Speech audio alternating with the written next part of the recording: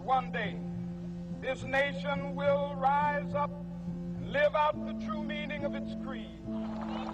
Now is the time. So help you God? So help me God. Congratulations, Mr. President. What we need in the United States is not division. What we need in the United States is not hatred, but is love and wisdom and compassion toward one another. America was targeted for attack because we're the brightest beacon for freedom and opportunity in the world, and no one will keep that light from shining. The future doesn't belong to the faint-hearted. It belongs to the brave. We choose to go to the moon. That's one small step for man, one giant leap for mankind. And so, my fellow Americans, ask not what your country can do for you. Ask what you can do for your country. And our challenge today is to take this democratic system of ours and make it better. There are poor to be lifted up, and there are cities to be built, and there's a world to be helped. We do what we must. America, we have come so far. We have seen so much, but there's so much more to do. But I want you to know tonight that we as a people will get to the promised land. The energy, the faith, the devotion which we bring to this endeavor will light our country and all who serve it. And the glow from that fire can truly light the world.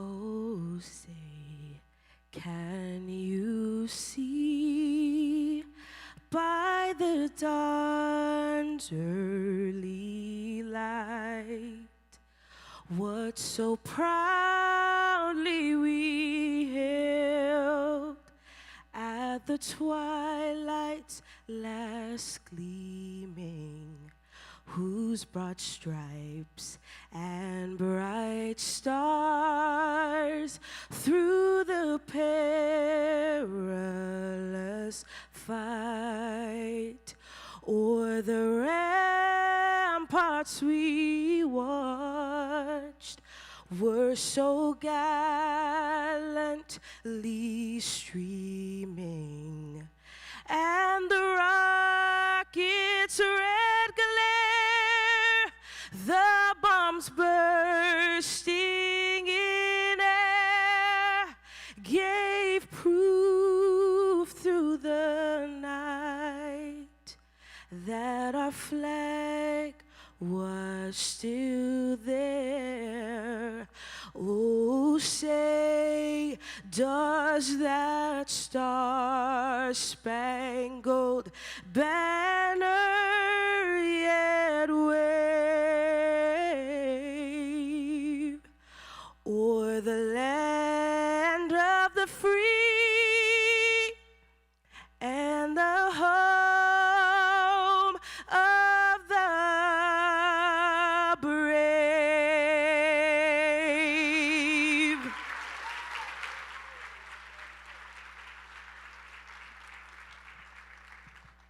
Ladies and gentlemen, welcome to SLU 201. Can we make some noise for that, man? Oh my gosh. On behalf of our president, Dr. Jay Strack, and our entire team here at Student Leadership University, we are so excited that the best and the brightest are in the building.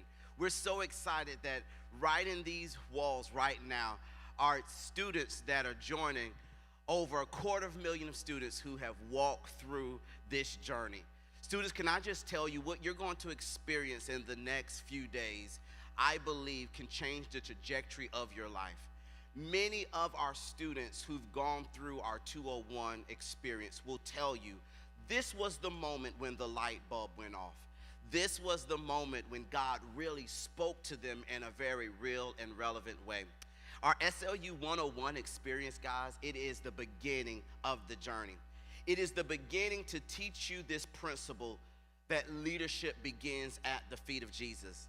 Our 101 experience was designed to teach you the rules, the tools, and the nuts and bolts of leadership, that beginning process. But now, my friends, you are here in the nation's capital, the most powerful place in the United States of America, Washington, D.C., to learn from some of the most incredible thought leaders in our country. You're here for the next few days. You're going to be stretched. You're going to be challenged. Preferably, you will be inspired to be game changers, to be salt and light, and to go and do what God has called you to do. Amen. And so I did not, which was bad because I was so excited about being in the room, so I did not introduce myself, so I apologize for that. My name, if we have not had a chance to meet yet, is Jeff Wallace. Everybody say, hello, Jeff. Hello, how are you doing? Good to see you. I have the privilege and honor of serving as the executive director for our Youth Pastor Summit and our Lift Tour divisions for Student Leadership University. And so I'm excited to be with you for the next couple of days. Our team, we're here to serve you, we're here to love on you, and we're here to continue to motivate and encourage you to be the best version of yourselves. So what you have, like you did in our 101 experience, you have your syllabi, your 201 syllabi. And this syllabi is a lot of great content and information. And so you need to make sure, students, that you are taking notes. Why? Because just like we shared in our 101 space, that over 80% of what you hear, you will forget if you don't write it down. And as we get ready to kick off our first session today, guys, I'm just telling you, you definitely want to buckle up and get ready. I have the privilege and honor of introducing our first faculty communicator this evening or this afternoon. So if you don't mind, if you turn your syllabi to page number 58. Page number 58. And you'll see an incredible leader by the name of Nona Jones there. Nona Jones is the rare combination of a preacher, an author, a business executive, entrepreneur, media personality, and a worship leader. Nona Jones is what I would call the unicorn. She can do it all, and she can do it well. In her day right now, in her current job, her current day job, she serves as the head of faith partnerships for a small little itty-bitty organization known as Facebook. And she is one of the most incredible, influential leaders in this division because she leads the company's work with faith-based organizations all around the world. She is the author of an incredible book called From Social Media to Social Ministry. And also she has the book called Success from the Inside Out. And little birdie told me that there's another book that's dropping real soon. You may want to prepare yourself for that. But not only is Nona Jones an incredible author, communicator, business executive, the lover of Jesus, she is the proud wife to her husband, Pastor Tim. Her and Pastor Tim, they pastor an incredible ministry called Open Door Ministries in Gainesville, Florida. And they are the proud parents of two amazing boys, Tim Jr. and Isaac. 201, SLU 201, I need for you to put your hands together and welcome my friend as she joins us, Nona Jones.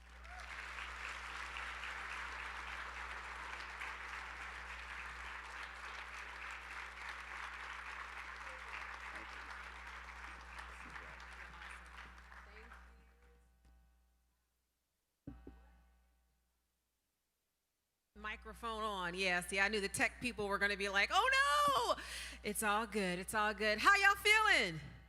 Y'all good? Y'all look good. It's such an honor to be here with all of you today. It really feels like we're in class. So I'm sitting here like y'all got the desks, y'all got your pens and your pads out, y'all ready to take some notes. I'm really excited to be with you all today and to get an opportunity to share my heart. Now, before I start, were any of you in the session I did last night? Raise your hand. Okay, a couple. Okay, cool. You know, my belief is that your generation has the potential to impact the world unlike any generation before you, because you have tools at your disposal that many generations did not have. And so the Bible tells us that to whom much is given, much is required. And I believe that you have been given much in order to do much. You're not the next generation of leaders. You are the now generation. And I feel like so many times, I'm a millennial, and I remember throughout my young adulthood and as I got into my early professional life, so many times people would say, wait your turn.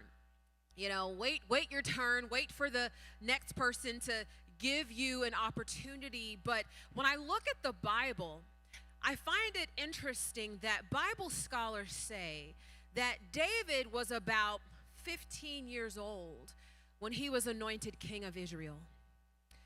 We hear about the story of Esther and what she did to save her people, and Bible scholars say that she was about 14 or so when she became queen. And when Daniel was taken captive to Babylon, and we hear about his story of bravery and courage, many of us don't realize that he was only about 16 when that happened. And I tell you this because I don't want any of you to ever believe that you're waiting to be a leader. Leadership is not about title. It's not about position. It's not even about age. There is no statute of limitations on when God can work through his people.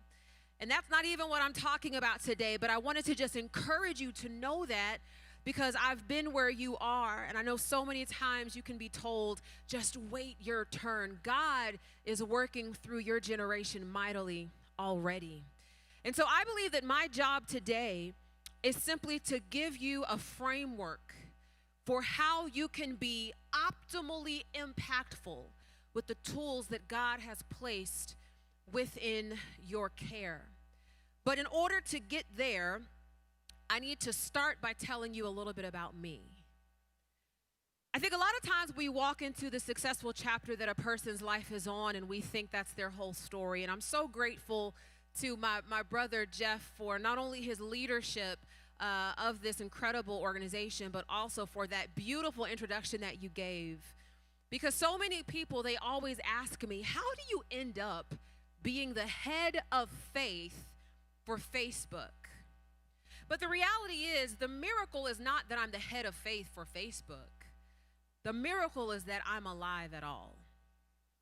So see, I'm an only child, and I was born to a mother who didn't even want to have children. She and my father had been married for about 13 years before she found out she was pregnant with me. And when she found out she was pregnant with me, she cried. You see, my mother grew up in a situation where there were many mouths to feed and there was very little money, and her father was very physically abusive to her mother, so much so that he would regularly beat her mother within an inch of her life in front of her 11 brothers and sisters. And so my mother decided at a very young age that she was not going to have children, because she believed that the reason her mother stayed in that situation is because she couldn't afford to get out. But when she found out she was pregnant with me, she cried because I changed her plans. Now, my father, on the other hand, he was elated. Like, he always wanted to be a dad. He always wanted to have children. Unlike my mother, he came from a household where his father was a Christian, and they would eat dinner together as a family, and there was a lot of love and a lot of safety in their family. So he went out and told everybody he was going to be a father. He was so excited, he told strangers, and strangers were like, I don't know you, but congratulations. And so he was just so excited about the prospect until about halfway through my mother's pregnancy, he started to have some stomach pain. And as the stomach pain intensified, he went to the doctor to have some tests run and figure out what was going on. Well, when the results of the test came back, he was diagnosed with terminal stomach cancer. And at the age of 34, my father was given 6 months to live. But he was so determined to meet me that he fought as hard as he could, and he lived until about 2 months shy of my second birthday when he passed away. Shortly after his funeral, my mother met a guy who she fell in love with, and he promised that he was going to take care of her and take care of me if she would just move to the other side of the country. So she picked me up and picked up her little things and moved to the other side of the country, and that relationship fell apart shortly after she moved. And I was only about maybe 5 years old at the time, but I remember there was a string of men that came in and out of her life and in and out of my life until she settled on a guy who became her live-in boyfriend. And I remember when I first met him, he just made me uncomfortable. I didn't like him. But my mother told me to give him a chance and that he would eventually grow on me. Shortly after he moved in, my mother's sister passed away. She had to go back home for the funeral, and I begged her to take me with her, but she said she couldn't because she couldn't afford a plane ticket. And she told me she would only be gone a few days, but she would leave me in his care and she would be back soon. Well, the very first night that my mother was gone, I locked my bedroom door because I instinctively knew that even though I was only about 5.5 years old, that I needed that barrier between us to keep me safe. But what I unfortunately learned that night is that a straightened wire hanger could pick the lock. And that's what he used to gain entry to my bedroom. And at just under 6 years old, he assaulted me for the first time. And when it was over, he looked at me and he said, "You better not tell your mother because she never wanted you anyway." Not only did he break my body, but he also broke my spirit. And he repeated that abuse for years until I worked up the courage to finally tell my mother what he was doing. And she had him arrested. And I thought that it was over. But on the day of his release from prison, my mother took me with her to pick him up and brought him back home, where the abuse resumed again.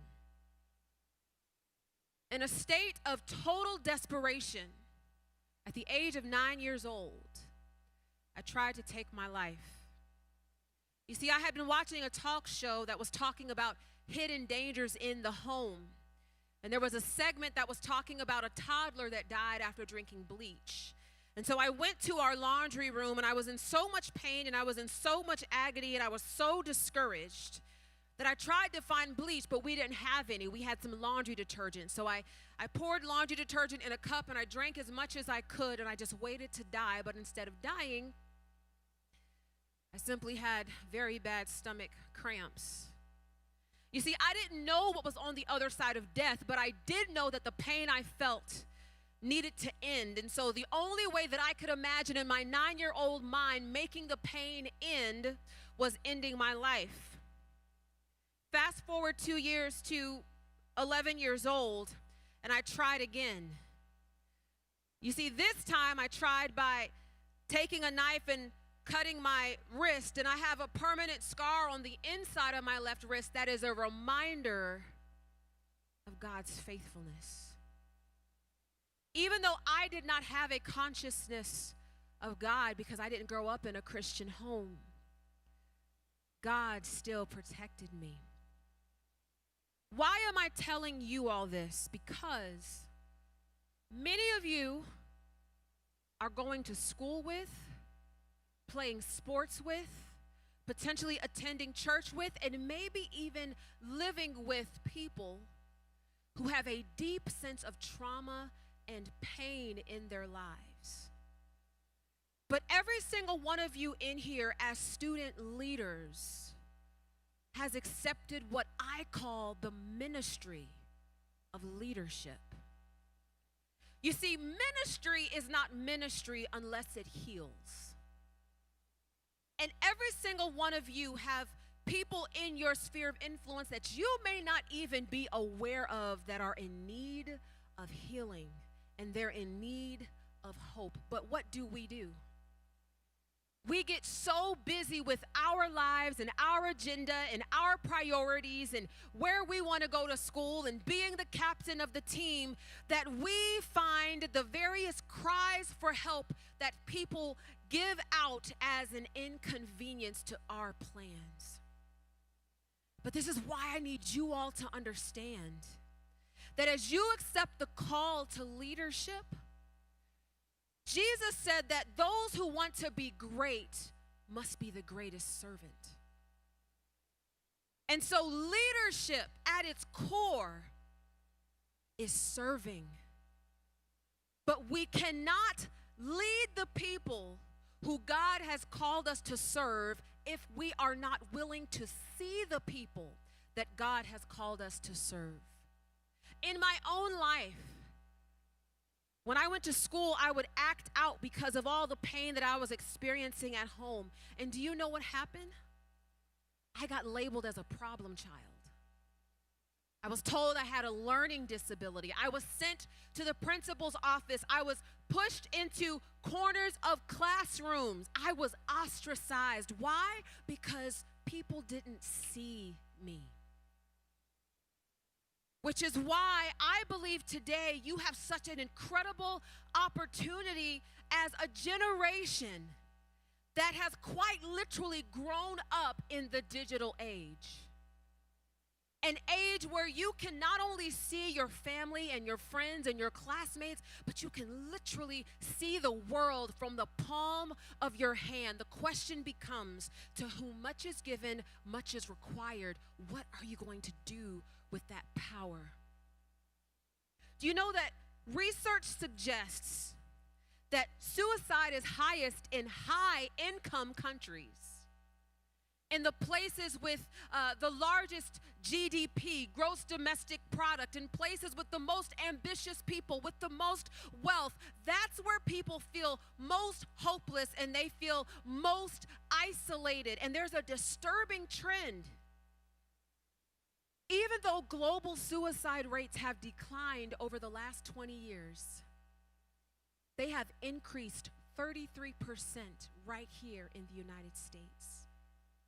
And within that increase, the age category that is accelerating the most are boys and girls aged 10 to 14. And when the researchers tried to understand, well, why is that? What they uncovered was something very troubling. They found that the tendency for suicidal ideation was linked to increased social media usage. This idea that I have to create fiction on social media in order for people to accept me. The pressure of feeling like I have to pretend that I'm somebody else in order for people to accept me has led young people in your generation to believe that they have nothing worth living for. Why does this matter? Because I believe that what God is calling for all of you to do today is to use the tools of social technology, not just to tell people about your day and to share pictures of your food, but to lead them. You know how on Instagram and Facebook you have followers? Let me tell you what leadership is. Leadership is not a position on a hierarchy or a position on an org chart. All leadership is fundamentally is a following. And what that means is, if you are willing to accept the call to leadership as a ministry, I want to give you a few thoughts from the title of the subject, Social Leadership. For those who take notes, in the few minutes I have remaining, I want to give you some thoughts about how to be the type of leader that leads through social technology. You know, I shared with you earlier that by the time I was 11, I had tried to take my life twice. But what I didn't tell you is actually how I ended up standing on this stage today in front of you talking about leadership. Well, after my second suicide attempt, I told you I didn't grow up in a Christian home. I didn't know anything about God, Jesus, Bible, church, none of that. After my second attempt, a classmate in the 6th grade invited me to go to church with her. Remember, I had never heard of church. So I thought we were going to go over her house and play or watch a movie or something. I was just like, I just wanted to get out of the house. So I said, okay. So her mother came and picked me up, and we went to, the church thing. And I'll never forget walking in the doors of the church that day. People smiled at me, and they hugged me, and they welcomed me, and they said, "We're so glad you're here." I felt like I belonged for the first time in my life. I felt like I had a place. I felt like I was somewhere where people wanted me to be, which is why the first principle of social leadership is understanding that the antidote to isolation is belonging. The antidote to isolation is belonging. You know, people, especially millennials and Generation Z, are both overconnected and underconnected at the same time. We're overconnected because we have so many devices, and we're able to connect on the internet so easily, and there's so many social platforms, but we're underconnected because the depth of those relationships is very shallow. I mean, you know, yes, I work for Facebook, but I have to give the critique that by using the term friends to describe people that we're connected with, it actually dilutes what a friend is. Because, see, a friend is not just someone who passively watches your life. A friend is someone who is invested in your life. A friend is someone who you trust with the hurt that you're feeling. And a friend is someone who will make the time to see you when you feel invisible. So, you know, when it comes down to this idea of belonging, it's really about being in a community, being in a space where I feel seen and I feel heard. And the challenge for all of you is to not just use social technology to tell people about your stuff, but to use social technology to let them know that you care about theirs. And that's a shift for us. Because whether you're using Snapchat or TikTok or Instagram or Facebook or YouTube or whatever it is, we think of those platforms as places to tell people what matters to us, to show people what we're doing, when in fact, people may be connected with you on social, but it's not necessarily because they care about your stuff. It's because they want to know that you care about theirs.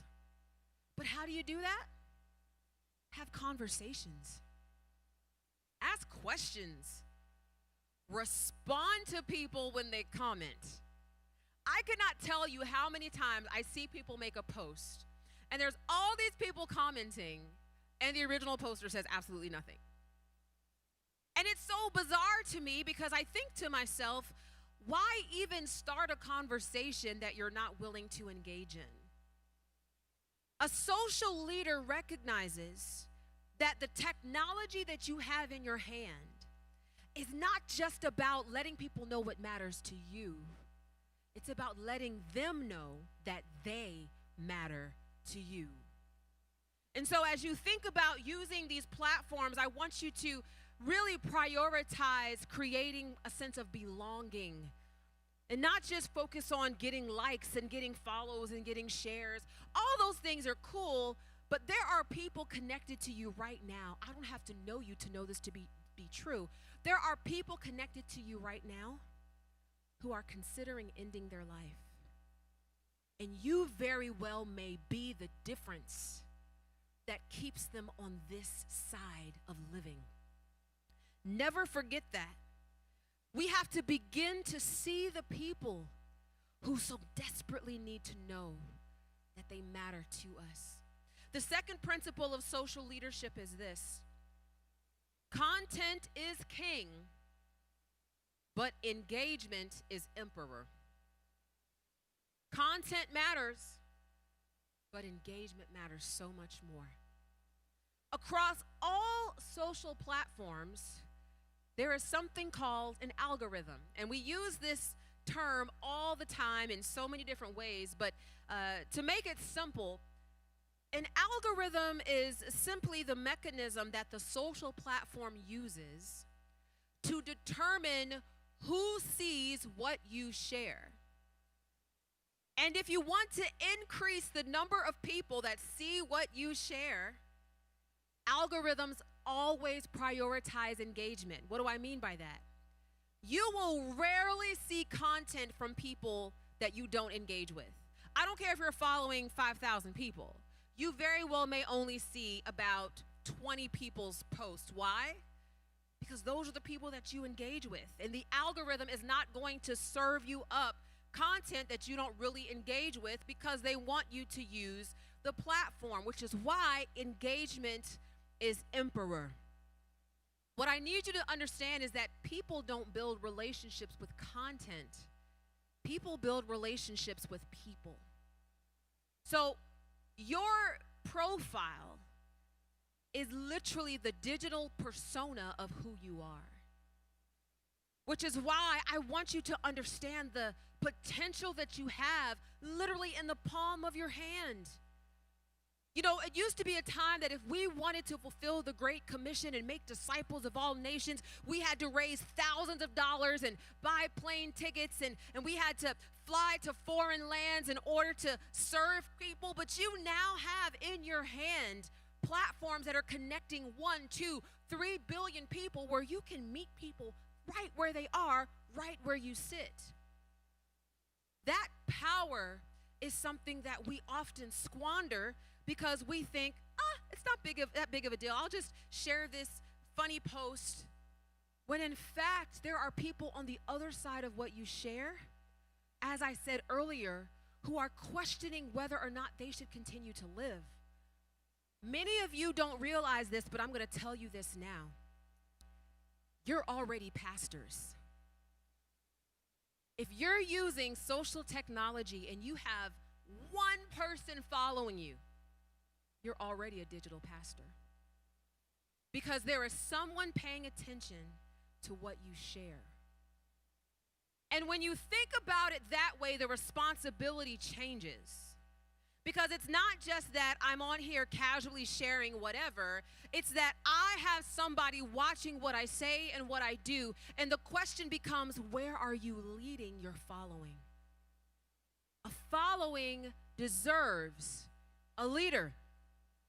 It's so funny to me, and I said this to the group last night, when I think about Matthew chapter 4, verse 19, Jesus told, as he was gathering up his disciples, he told James and his brother John, who were the second set of disciples he gathered after, I believe it was Peter and Andrew, he told these two men, he said, "Come follow me, and I will send you out to fish for men."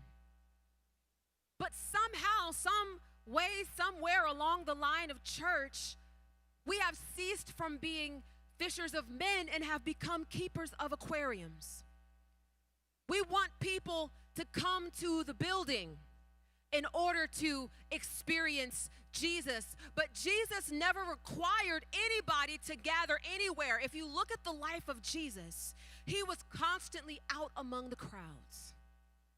Jesus did not put his name on a synagogue. He didn't put his name on a temple. He met people in the town square. And do you know what today's largest town square in the world is? Facebook. 3.2 billion monthly active users.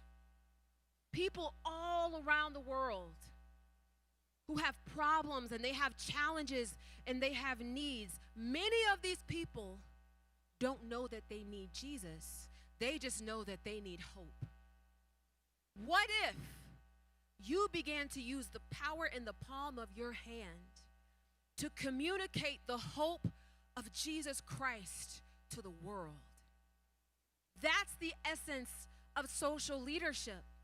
Statistically, even before COVID closed a lot of churches, at that point, at most, 20% of Americans were attending a weekend worship service, at the most. What that meant is 80% were not.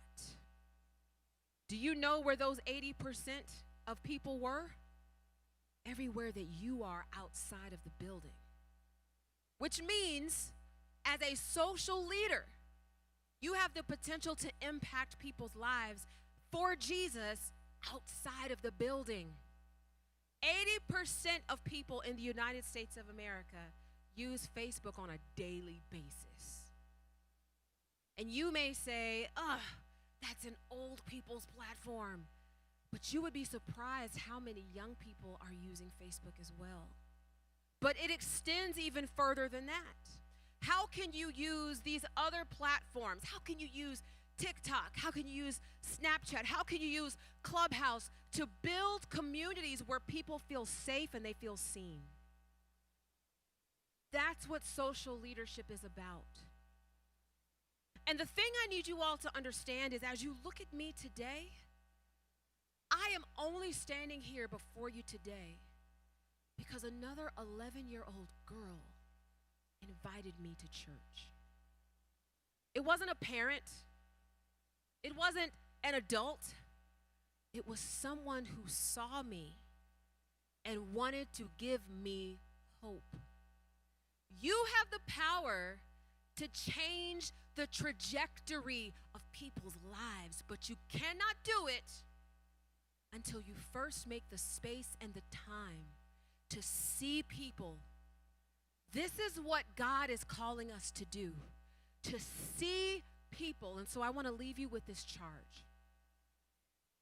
The next time you find yourself on social media, whatever the platform is, see the people, not just the content. See the people. Love the people. Serve the people. Because that's how you're going to change the world. If COVID taught us nothing else, it taught us that we can still build community in the absence of gathering in person, but it requires intentionality. It requires having the vision and the foresight to see these platforms as more than just a way to tell people what matters to me, but as a way to see people and give them hope and give them light and give them life and give them love. And here's the last thing I want to say, and this isn't even in my notes. All of you are qualified to do this work. I know sometimes we think we have to go to college and we have to get certain credentials and certain degrees in order to be qualified, but if you look at all of the giants of the faith in the Bible, not one of them was qualified, but they were all called. And I've noticed one thing about God. I believe it's 2 Corinthians, I think it's chapter 12, verse 8, where Paul was struggling with a thorn in the flesh. And he said, God, I need you to take this from me because it's tormenting me. And God said something so powerful. He said, my grace is sufficient for you because my strength is made perfect in weakness. You see, God doesn't get glory out of the things that we do out of our strength. If you're naturally athletic and, you end up on an all-star team, the reality is God doesn't get a whole lot of glory out of that because you've always done well athletically. But if you're the kid that is entirely uncoordinated and you end up having an incredible game, the first thing you're going to do is you're going to thank God. Why? Because you know it wasn't you. Because you know that there was a power enabling you to do the thing that you could not do on your own, which is why this idea of social leadership requires surrender. Surrender to God. I don't know how I can do this, Lord. I've never even done this before, God, but as I open up these applications, give me the eyes to see the people that you want to use me, that you want to work through me in order to heal. Because God will give you that capability. He does not call the qualified. He always qualifies the called so that he can get glory. I don't care if you're not a social media expert. Are you willing? That's the only criteria God ever asks of us, is to be willing. And so I hope that today you will accept this charge because, as I said at the very outset, I believe without a shadow of a doubt that your generation has the potential to impact this world for Jesus unlike any other before you. You simply need to accept the call. Thank you so much for your attention. I appreciate it.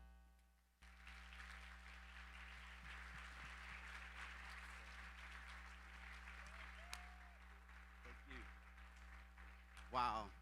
Come on, let's make some noise one more time for Nona Jones. That was phenomenal. Thank you so much, Nona. And here we wanted to start our time today with somewhat of a leadership devotional, because we want to put in your mind as we're going to get ready to continue to be stretched and encouraged. We want you to know that you're in this room for a reason. You were created on purpose with a purpose, and God has something for you to do. And so we want you to welcome that challenge and welcome that call and accept it and live it out. Now, guys, here's what I need you to do before I get the honor of presenting or introducing someone who really needs no introduction, but I'm going to do it because I have the mic. But first and foremost, I want everybody to stand up really quickly. Everybody stand up where you are. I want you to stand up and get a good stretch break. Good stretch, good stretch, good stretch, good stretch, good stretch. Good stretch. All right, all right, all right. Now, I want you to repeat after me. Repeat after me. Repeat after me. I am. Oh, that was quiet. Just a little bit. Loud and proud. I am made for this moment. Guys, listen. This moment was put in the heart of an incredible leader some time ago. And because of his leadership, because of his vision, because of his courage, because of his commitment to dare to be different, over 250,000 students have been able to experience this thing called SLU. So while you're standing, can you make some noise for the president and founder of SLU, our friend, Dr. Jay Strack, as he comes. Notice I got a standing ovation. Man. You're just saying that because you know as soon as I get finished, you get to go to dinner. All right. And by the way, Jeff, eat your heart out. I got a standing ovation. All right. Thank you, man. Be seated. Well, what a privilege to have Mrs. Jones with us, such a great leader. And she spoke twice. You know, we're in this weird time still here, right? Kind of a hybrid. Kind of a shortened, but yet trying to get jiggy with it, 2 different SLUs in 1 week, and for her to want to speak and agree to speak to both groups with her schedule was, I'm very grateful. Now, pen, pencil, lipstick, mascara. I want to first of all welcome you. We did things just a little different because she's got a flight to catch in order to get to where she's supposed to be next. So let me now officially welcome you to Washington, D.C. This is the capital of the United States. And yes, this is the most important and most powerful city in all of America, but never, ever forget, this is the most powerful, influential city in the world. This is the headwaters. What comes out of here, the good, the bad, the ugly, whatever, but what comes out of D.C. touches the planet. So please know that. You're here in some very powerful settings. The district of, and obviously Washington is named after our first president, George Washington. Now we're living in a time where people want to take down certain monuments. Anybody tries to take down the Washington Monument, I'm signing back up. I'm realistic, all right? We owe such a debt to our founding fathers. Not perfect, and we're going to talk a lot about some of the cracks in the Liberty Bell that we have. Greatest nation on the planet, most powerful nation on the planet, and as I normally say, even in the presence of Iranian leaders or Palestinian leaders or North Korean leaders, I always go, we're the most powerful nation, not only in the world, but in the universe. The Romulans and the Klingons don't want nothing to do with us. Now, they don't have a clue what I'm talking about, but I find it very good. All right, but, you know, a lot of times I just kind of speak to me because I love hearing me, and I take notes. I get a lot of, no, sorry, all right, but the therapist said don't go over that stuff. But anyway, so here we are in D.C., and in this amazing city named after an amazing leader. I want you to know, though, what the meaning of District of Columbia is. All right? This is the district, this small area, the District of Columbia. Literally, Columbia is a feminine form of Columbus. And early on, it was named District of Columbia because it was more poetic. All right, but named after. So the purpose of Washington, D.C. is to honor our founding father and, of course, Christopher Columbus. Now, I want you to look with me as I welcome you here because this is our favorite program. Diane and I, when we were privileged to try to put this together 26 or so years ago, we were praying God would do some lasting, amazing things. We were praying, and now we know that 201 in the journey is where the light comes on. Prayerfully at 101, you get a pat on the back, you get a whack upside the head, you get a boot in the patoot, you get a little motivated. You begin to realize if it's to be, it's up to me. And you begin to realize that little boys got to sit down, little girls got to sit down, and the man and the young woman have got to stand. And you begin to learn some rules that help you do everything you want to do more effectively. So we love, obviously, 101. That's our first experience together, and you wouldn't be here if it were not for having gone to 101. But yet, what is it about 201? Well, part of it is we're in Washington, D.C., but also the program is designed for the light to come on. Somebody's going to be president. Why not you? We've had a farmer. We've had politicians. We've had a businessman. We've had soldiers in general. I mean, we've had all different kinds. So somebody, young lady, young man, is going to be president. Somebody's going to be that senator or Congress representative. Somebody's going to be the general, the admiral. And by the way, I'm always talking about the heart of a patriot and generals and admirals and colonels, but guess what? America in this day and age, we need diplomats, gifted diplomats, just as much as we need what? Admirals, generals, and colonels. We've got to be able to fight and defend ourselves.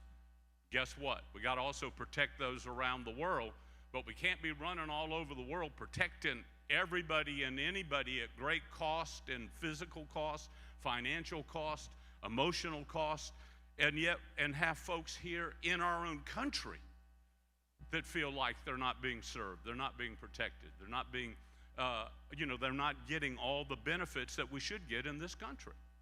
So the light comes on, and that's our prayer for you. Remember when we talked about goals at 101? I hope you remember a little lesson. No one can have a goal for you but who? You. Your youth pastor can't have goals for you. Now, together as a youth group, you can make some goals together. But one person cannot make a goal for a group. Your parents can't have goals for you. Now, they can have rules. We know about those, don't we? All right? Help us, Lord. They can have rules, and they can have prayers, and they can have druthers, if you're from Arkansas, whatever that is. Well, if I had my druther, I'm not even sure what that is, and if I'm allowed even to say that word in Washington, druthers. But anyway, but it works in Arkansas. But I want you to understand, no one can make a goal for you but you. So not our goal, but our prayer for you is several-fold, and I want you to write this down under where it says, Lord, please let the light come on for me. And again, remember, I want you to not just say, well, somebody's going to do that. I want you to begin to realize right here, right now, I could maybe be that person. I might earn the right. I might learn how to be such a servant leader and serve people and minister to people. And I love what Ms. Jones said, encourage people. That maybe along the way, you could be that person.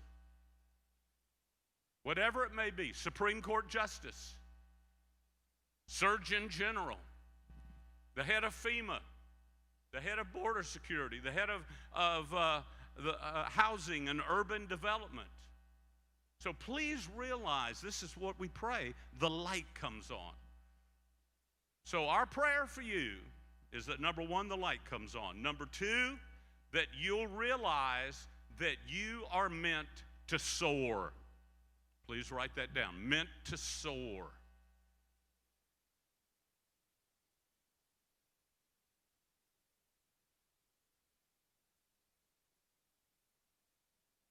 My prayer is you'll be a flock of eagles. The greatest compliment I could say to you, or Brent or Jeff, or any of our speakers could say, is to call you, man, you've been so remarkable, your spirit's been so great. Man, we feel like we got a flock of eagles here. What a compliment. But eagles are willing to fly alone if they have to.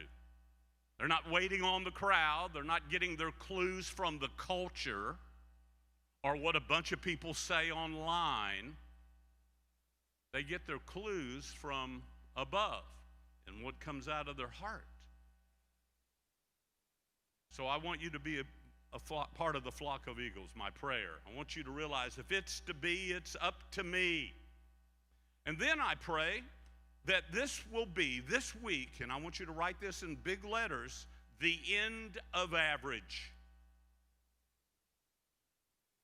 I resent the fact that the United States of America is in the middle of all the countries in the world in math scores and science scores and language scores. Are you kidding me? There are places with dirt floors and no electricity and no running water that score higher than American teenagers do in school. We're average. You want to know what needs to happen? Everybody's got a lot of opinion about what we got to do in America. Some people want to tear everything down, but those that know what it's really going to take want to build things up. But guess what? You can't be average. Average in our grades, average in our discipline, average in our walk with the Lord. Well, I'm better than most of my friends. Boy, that's aiming high. I think back some of your buddies, you know, Vern, Bubba, and Poot. I mean, you know, come on, surely you don't do better than some of your buddies. So the end of average. I don't know why, but that phrase really resonates with me. I hope it does with you. Also, my prayer for you is that you'll begin to be a part, a huge part, very similar. Let me give you an illustration. The Atlantic Ocean. The Atlantic Ocean has something that runs through it. Not all the way, but a significant amount of space. That's what warms the water in South Carolina and Georgia and Florida, right? That's what it's called, the Gulf Stream. You ever heard of the Gulf Stream? Do you know you can see the Gulf Stream from an airplane looking out the window? It's a different color. And you know what? It's part of the Atlantic, but what? Separate. You're part of this generation. Mrs. Jones did a good job talking about you're part of a generation, and she said very encouraging, nice things about you. But guess what? We're to be part of this generation, but separate. I don't live like everybody else. I don't believe like everybody else. I don't act like everybody else. In fact, a lot of folks that know me don't think I act like anybody they've ever met. And I know they mean that as a compliment, because that's how I take it. Arnold Palmer told me one time, the great legendary golfer, Jay, in all my years, I've never seen anyone with a golf swing like yours. I mean, I get compliments all the time, all right? So please know that let's be a huge part. Your faith should be like the Gulf Stream. Warms up that school, warms up that team, warms up that family. And there's more life in the Gulf Stream.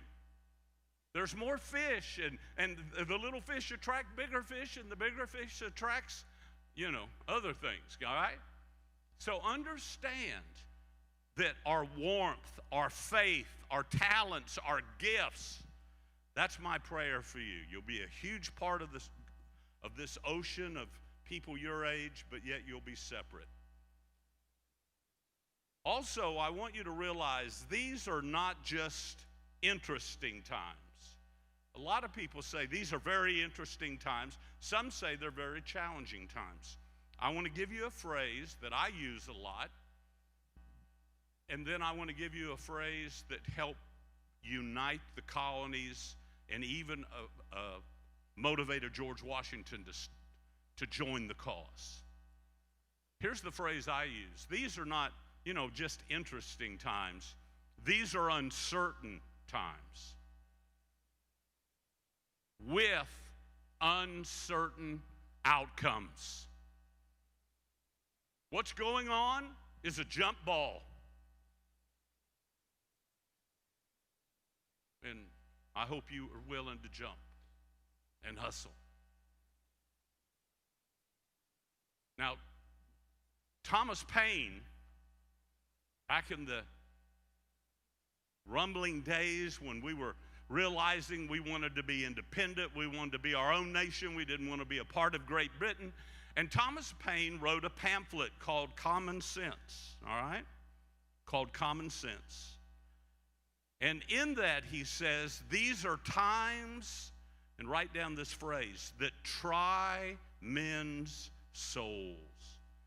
And when he's talking about men, he's just talking about mankind. These are the times that challenge our souls. The clouds of war were overhead. And so not only was he greatly used to stir and galvanize the colonies, it also led George Washington to say, I've got to take a stand. Will Rogers, the very famous writer of some years ago, it's one of my all-time favorite quotes, so I'm going to ask you to write it down, put quotation marks, and then when I finish the quote, it'll be by Will Rogers, the humorist and a satirist, and he had a great way of phrasing things. But here's what he said. Hey, we can't all be heroes. We can't all be heroes. You're going to hear from some genuine heroes, and you're going to hear this week from this stage some genuine heroines. All right? But we can't all be heroes. So, don't beat yourself up. Don't put yourself down. So Will Rogers said, we can't all be heroes because after all, somebody's got to sit on the curb and clap when the heroes march by. Now, I don't know about you, but when there's a parade and the heroes are marching, I don't want to be sitting on the curb, sitting on the bench, eating popcorn, while those that paid a price and those that cared deeply and those that were willing to give their all go marching by. I want you to be a hero. My prayer is that you'll want to be a heroine somehow, some way. So let's talk quickly about George Washington. Why in the world was George Washington chosen? And by the way, George Washington lived in a generation of bright luminaries. In other words, there were stars and powerful figures. George Washington was a quiet man. George Washington was a farmer. George Washington was a boy whose dad died when he was 11, and he had to begin working on the plantation himself to try to keep things going. George Washington, by the way, do you realize George Washington? He wasn't a college president. He wasn't a clergyman. He didn't have a high education. So when somebody stands out because of their character and because of their courage and because of the influence they've earned one person at a time. Here's a great quote about George Washington. Yes, almost every generation says he was a great man. You know what those who knew him best said? He was a great man one-on-one. He was a great man one-on-one. You know, it's interesting, even his enemies, those that he fought against, whether they were Indian tribe, the way he treated those that had been taken captive, those that had been injured on the other side, the British, all of them have commented about his humanity, his compassion. So I just want you to know, you're living in a day and age, there's some pretty bright lights. There's some amazing young people. But I want you to know, it's got to happen here. If it's to be, it's up to me. George Washington. He was selected as general of the Continental Army. He was known, write it down please, for his character, for his honesty, for being a military man. And even though he was a Southerner, Virginia was part of the South, they realized that George Washington could unite the New England colonies and the northern colonies. So this was a man that was a unifier. He was fearless. He was competent at all the things that one needed to do. And he was devout. Please write that word down. Devout. Not just a church member, not just sprinkled as a baby, not just baptized when, because our family got baptized. He believed. He was committed. He was devout, it says.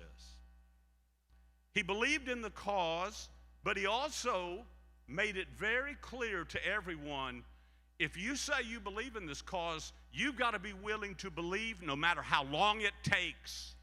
And you know how long it took? 8 years. 8 years. One of my favorite portraits, in fact, I had a chance one time to say to somebody that was contemplating a run for his party's nomination to be President of the United States. And he said,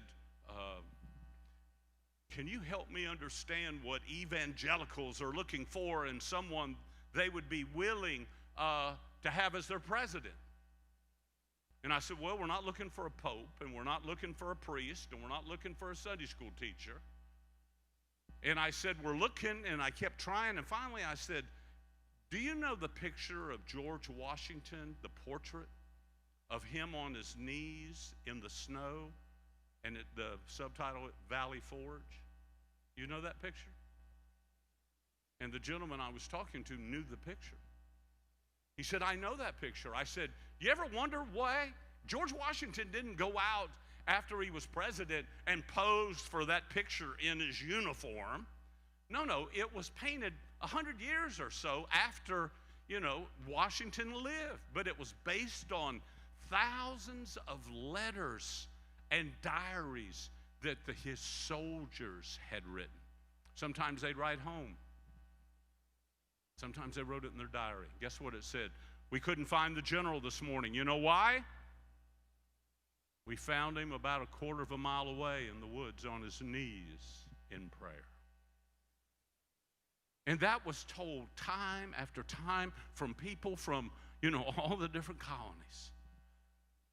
And I said, we're really looking for someone, whoever's president, if it's a man, if it's a woman, whoever is going to be our president, we don't expect them to have all the answers, and we don't expect them, to have lived a life that no one could ever question. We need someone that is man enough or woman enough to get on their knees and say, dear God, we're going through some things. I don't have a clue about what to do. Do you think we got a bunch of issues going on where we need some wisdom besides just somebody's best idea? So I said, I think most, I said, I can't speak for all evangelicals, but the best I know, I believe we're looking for somebody that'd be willing to humble himself or herself and say, dear God, I need your wisdom. I need your guidance. So that image of George Washington on his knees. By the way, do you know what he was praying for, students? Boots. His soldiers, some of them went 2 to 3 years without pay. They were starving. Their boots wore out.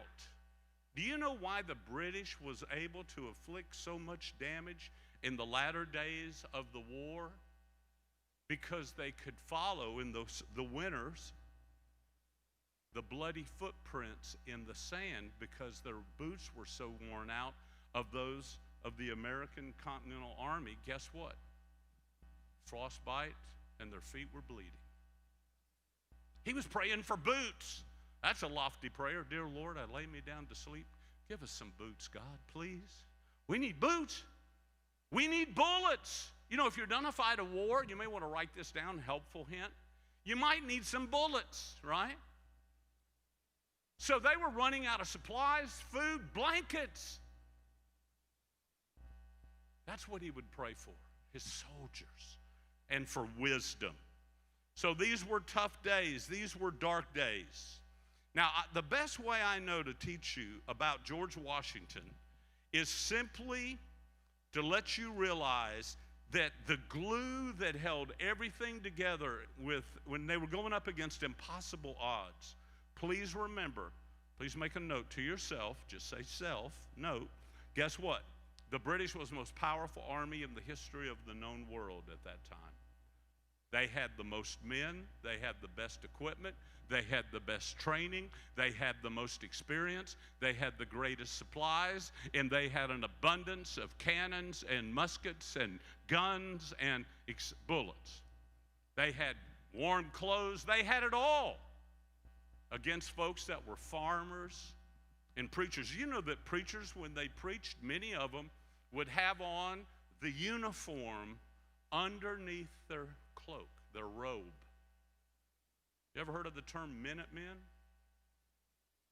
Back in the day, during the Revolution, so they'd be ready to fight in a minute. Even so, thank God. So I want you to know, I'm not one of these preachers who go, oh no, I could never. No, I'm one of those guys that go, you come through here, pray this prayer real quick, because you're going to go see the Lord. All right. So I just want you to know this. We're not talking about, Christians and we're scared to make a stand and we're afraid about what somebody will think, and we've been to the school of the quivering lower lip where we worry, or somebody might defriend me. Somebody got upset with me on social media. I won't sleep but 10 hours that night. I'll be so upset, all right? So I just want you to understand that to be somebody that makes a difference, you got to care. And you got to be willing to do what only you can do. Now, we're all got different gifts. We're all called to do different things. We don't all agree. And by the way, we don't need everybody running out and picking up a gun and joining the army. Right? We need doctors and nurses and businessmen and industrialists, and we need leaders. And sir, we need it all. We're all in this together. So, but just remember, the glue that held everything together was this phrase that Washington believed in deeply. Honor gives birth to honor. If I'll honor other people, the odds are pretty great they'll show me some respect back. If I dismiss people and don't care about people, all right? So here was George Washington. You know why? He was not only elected over the chosen unanimously to be the commander of the Continental Army. And by the way, do you know how that happened? That happened because he had served as a surveyor as a young guy, an internship, didn't make much money. And he went out and surveyed through several states, several colonies, all right? And you know what he learned? He learned how to hunt.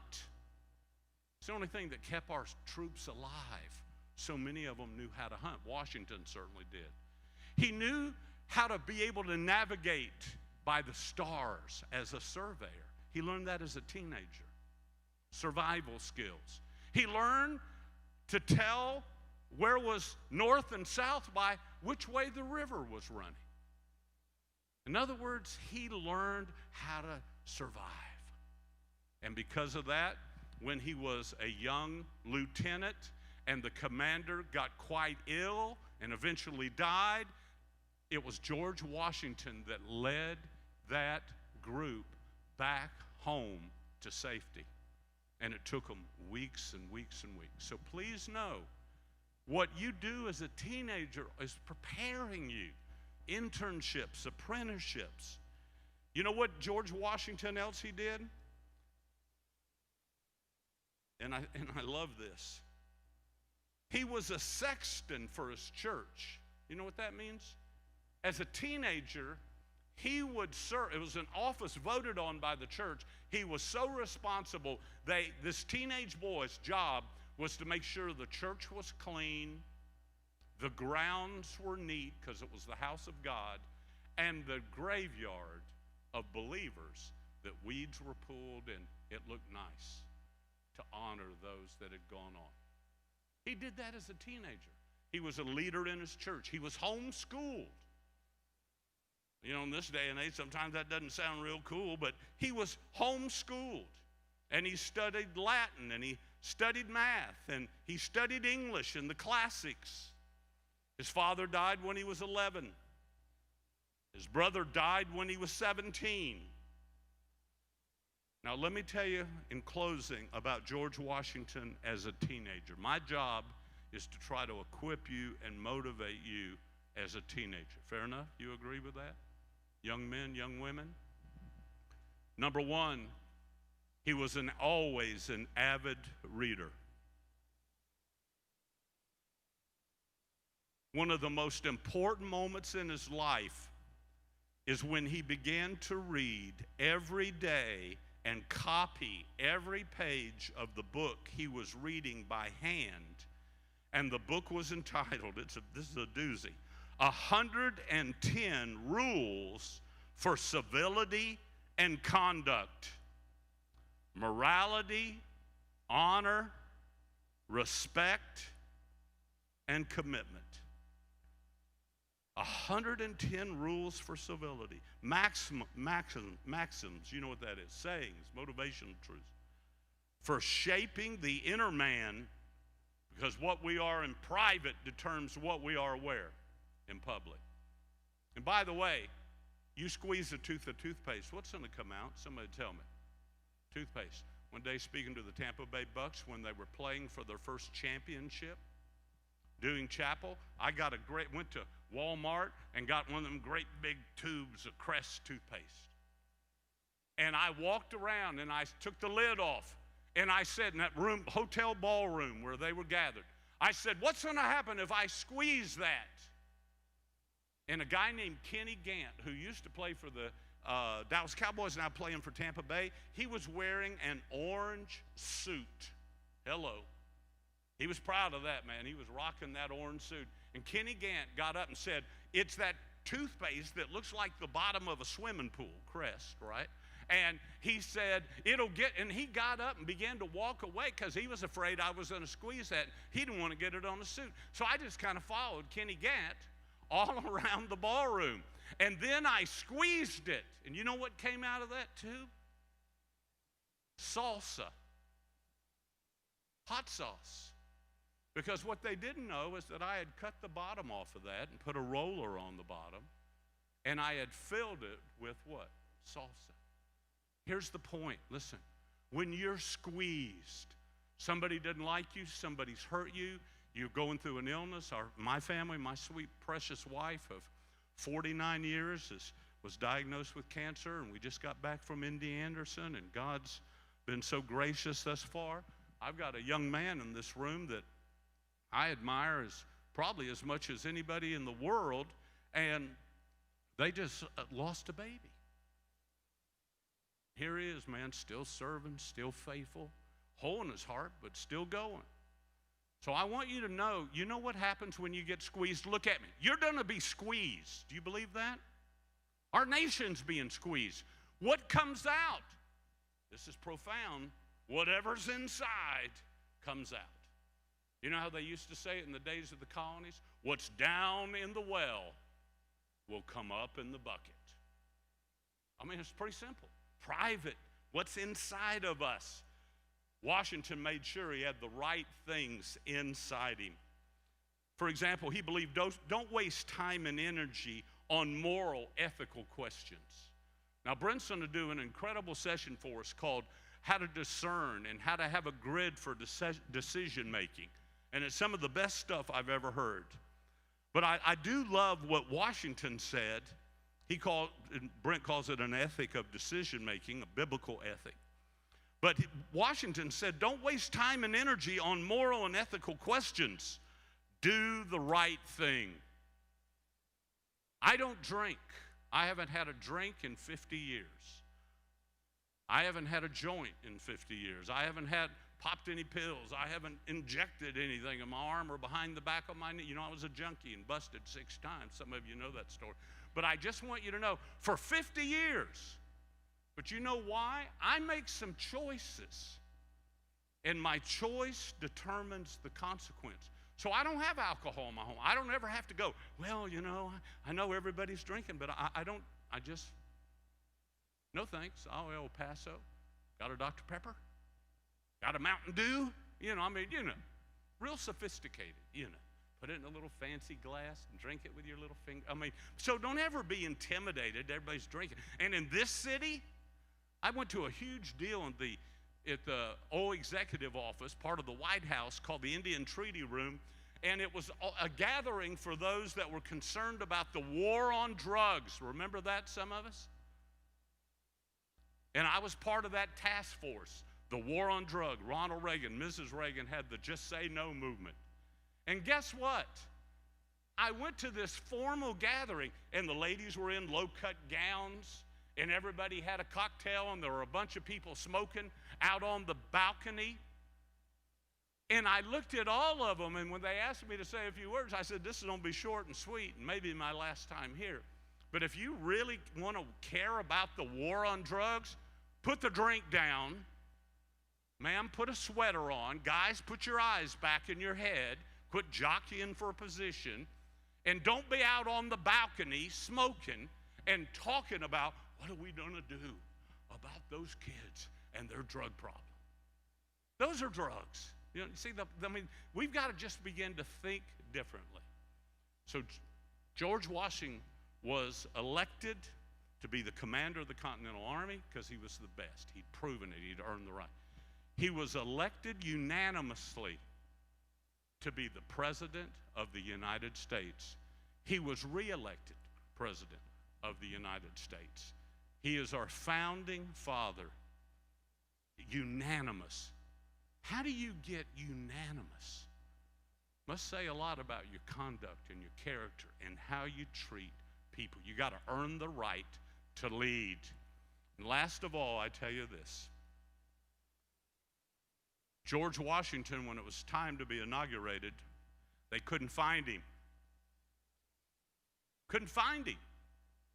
They thought the British had, retaliated against him. They sent out search parties in about 7 directions, and Washington wasn't the capital then.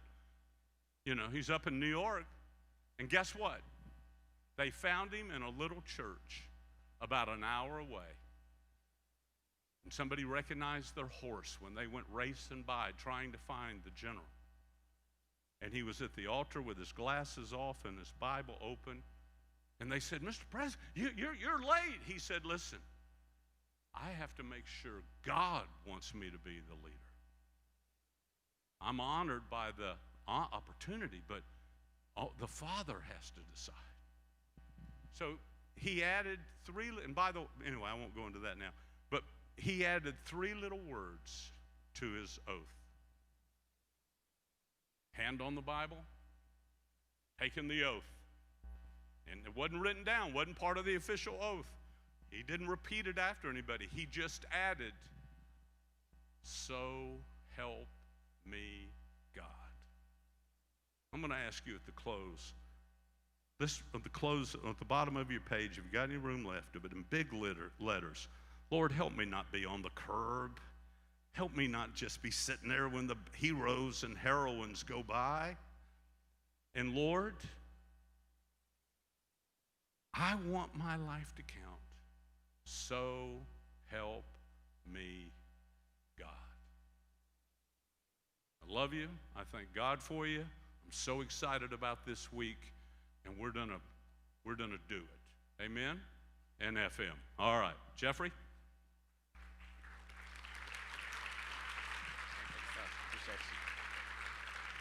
Thank you so much, Dr. J. Hey guys, if you've not received or taken the opportunity to read two of Dr. J's incredible books, he has several, but two that we want to definitely highlight that we actually have outside at our store is Dr. J's The Three Success Secrets of Shamgar, an incredible read. It's one of my favorite sessions too that we've had at SLU 101, but then also Everything Worth Knowing, you know, as he is proud to tell you he grew up in Florida. He's a diehard Gator, but we love him anyhow. But there are two incredible books that he has that we would love for you. I'm going to stay focused, Dr. J. And so that he has there. And so I want to give you a quick break, but before I do that, I want to know the youth pastor or youth leader that has driven the furthest, right? And so because I just think we got to give away something to a youth pastor, a youth leader that's driven the furthest with a group of teenagers. I think that's a special anointing that happens when you have the courage, the stamina, and the patience to do that. So let's do it this way. We'll have everybody stand. Just the youth leader, the head youth leader, the person who's kind of quarterbacking the trip. So if you have driven at least 5 hours here, stand.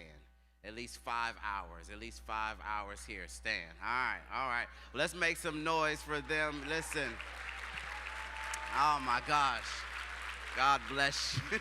God bless you. Students, I'm just telling you, that's love. That is love. All right. So as I go up, you know, once your time expires, you sit down. All right. 7 hours. 8. 9, 10, 11, 12. All right, we got 2 standing. All right, so let's just see. How many hours, ma'am? How many hours?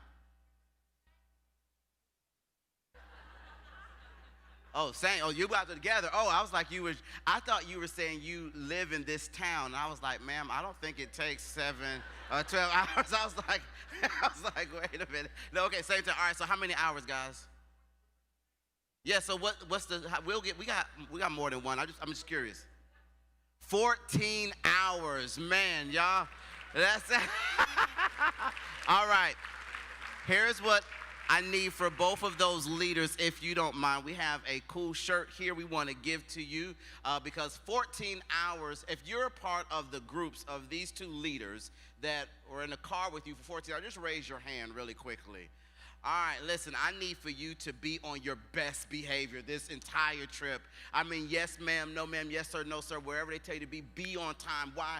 Because they have gone almost a whole day in a vehicle with you. That, my friends, is love.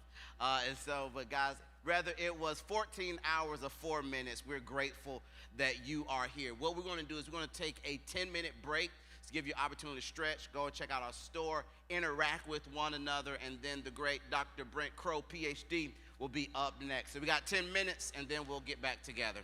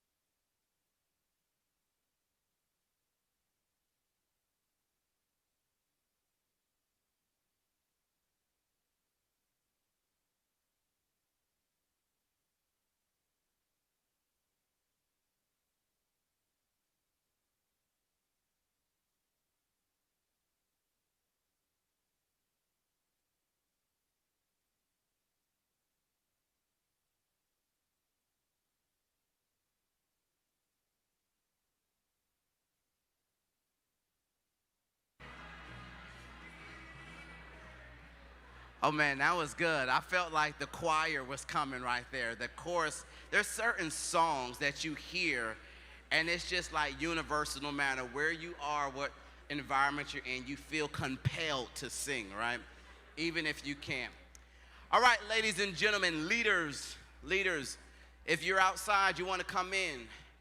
If you were sitting next to someone 10 minutes ago and that seat is empty, you may want to send a telegram, postcard, text or something, say, hey, you might want to come in here and get started because this next session is going to be phenomenal. I think the beautiful thing I love about the 201 experience, your 201 experience, is it is an opportunity for you to kind of take a journey down history, or through history, excuse me. And so as Dr. J opened us up and talked about George Washington, now we get to continue on in our conversation with some of the most incredible people in history that we'll ever get to learn about, but also see their leadership lens just a little bit differently than what we learned about in school. So, guys, I need for you to do me a favor. Put your hands together. Make some noise for my friend, Dr. Brent Crow, PhD.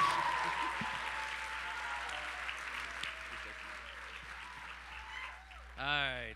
Hey, guys. I've heard you're doing well. I heard everything went great. Nona was awesome, I heard. Like, I got down here and I got the last 5 minutes. So I was a little bit bummed because I got here as soon as I could after my flight landed.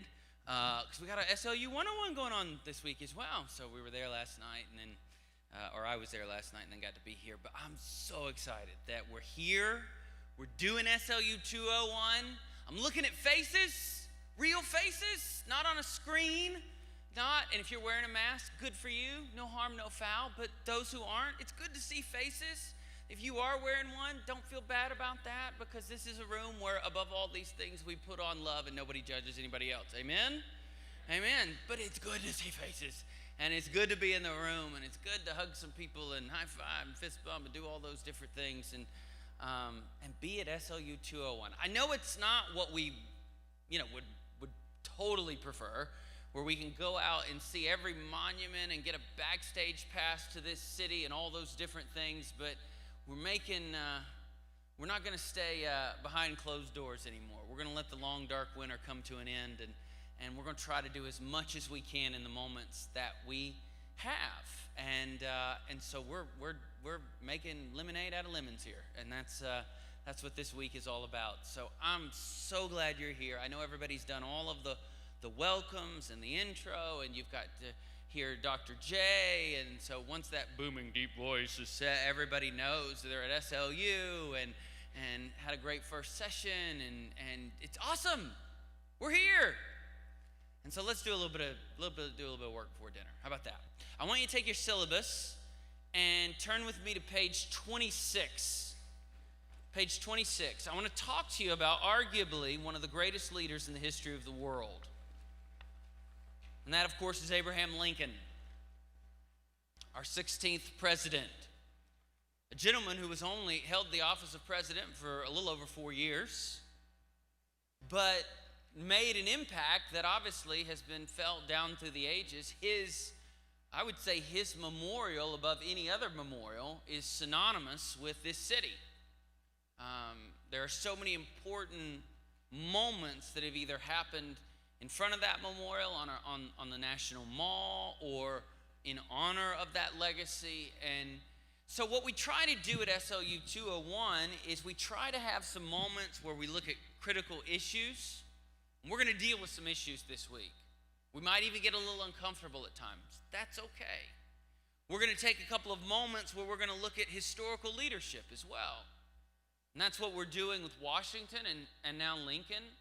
And then we're going to look at our role, and I'll do this a little bit with you after dinner, our role as citizens. What does it look like to be somebody who is a citizen of the United States, and is patriotism a good thing? And if it is, what would that look like, and what should that look like? And we're going to do a little bit of that after dinner as well. So we're going to deal with historical leadership. We're going to deal with critical issues. We're going to deal with some tough issues. And we're going to look at our role as followers of Jesus who have happened to be born into this incredible experiment called democracy. And I know that we aren't the first to come up with democracy, but I think this country has learned from a historical perspective from others who have done democracy well. We don't do it perfect, but I think we do it well. And I'll take it over a lot of other things all over the world. I've been able to travel the world over. And I tell you what, we got problems and we got to work through them, but I'll take what we got, okay? And I think it's worth figuring out how to operate as citizens of heaven who are temporary citizens in this land that we live in. So we're going to do some of that this week, all right? But this is 201. My natural tendency is to be, I'm a lot more casual than the 201 environment typically. And so this is my one sport coat, and so I wear it today and tomorrow. And so I'm a storyteller by heart. I think we learn best that way. But when we're trying to wrestle through some of these issues, it's better that we do it a little more systematically. And so we're going to do some of that this week. So I know that for some of us, and I would fit into this category, for some of us, it takes a little more mental toughness, a little bit more leaning in an environment like this, especially when we've tried to condense all the sessions into 2.5 days, and we're going to cover a lot of ground, okay? And so what I want to do in the few moments that we have before dinner, thank God for dinner, but what I want to do in the few minutes we have before dinner is I want us to look at this incredible leader. And I want to ask a question. How does Lincoln prepare us, or what can we glean from Abraham Lincoln's life to prepare us for crises? There's going to be a day, I need everybody in the house to understand this. Like, I hate it. It's not right. It's not what I want. There's going to be a day in which every one of you will, or maybe you already have, gone through a crisis. You're going to have to go through some stuff. There's going to be a day that the brokenness of this world is so heavy on your shoulders that you don't even have words to explain it. There's going to be a day where you're confused because why in the world would that happen? There's going to be a day when you lose somebody you love, or when you have to watch somebody you love go through a lot of pain or make some mistakes. But there we will all, one of the unfortunate guarantees after Genesis 3 is that we will all go through times of crisis. It's just part of the journey. And that's part of what makes heaven so beautiful, isn't it? That we're going to get to a place where everything that has to do with the brokenness of this world will go under a category, and John calls that category former things. In other words, they'll never happen again. And I want us to ask a question. Not that Lincoln was this great spiritual leader. Sometimes we romanticize the past, but he was a leader for the ages in how he navigated crisis. And so there's something to glean from that. That's what I'd like for us to do in the few moments that we have before we go get some food. All right? So here we go. Obviously, we know that Lincoln was our 16th president. He's got a phenomenal memorial here in our nation's capital. He was born in 1809 to two uneducated farmers. His mother died when he was 9 years old. He did not have a close relationship with his dad. One of the interesting facts, not all historians agree with this, but many historians believe that in part, not in whole, but in part, some of Lincoln's perspective on slavery was shaped within the context of his relationship with his dad. Because there was this kind of rule at that time in history that you could, as an authority figure, as a father or mother figure, that you could keep the earnings of your child until the age of 21, which is why Lincoln sets out from home at the age of 22. And it was really a form, you didn't get to keep your earnings. You were grown, you were adulting, you were earning adult wages if you could, but you didn't have the luxury of making the decisions about how that money would be used. And his father, Lincoln felt, kind of took advantage of this. He didn't talk a lot about it, didn't write a lot about it, but his actions were pretty clear that he and his father were never very close. The woman that his father remarried, he became very close to. In fact, he called her mother for the rest of her life and whenever he would refer to her in his life. And so, but he and his dad were not close. And some people think that forced kind of almost a form of indentured servitude placed on Lincoln had some, not part, not in whole, causal kind of inference or playing a factor in shaping what would become his view on this evil institution called slavery. And we all know that Lincoln led through all kinds of crises and times, and ultimately one of the biggest crises and one of the most bloody, horrible chapters in our nation's history, which is called the Civil War. So what can we learn from him? Because we're trying to do so much in such a short amount of time, there are no fill-in-the-blanks. That's one reason. The other reason is that I hate fill-in-the-blanks. I don't think they help us learn very well unless you just absolutely have to do them. So I've given you in your syllabus all of the takeaways from Lincoln's life, but I've also given you some margin there to be able to take some notes as we go. The first observation from Lincoln's life, I think, that have prepared him to be able to lead through crisis is that Lincoln was his own greatest teacher. By the time it was all said and done, he had no more than 18 months of formal education. But he, with what little education he had, he positioned his life to be a lifelong learner. And that was true when he was a little kid. In fact, he recalled that when he was a child, he said, among my earliest reflections, I remember how when I was a mere child, I used to get irritated when anybody talked to me in a way that I could not understand. I would go to my little bedroom, and after hearing the neighbors talk of an evening with my father, I would spend the night walking up and down trying to make out what was the exact meaning of their, to me, dark sayings.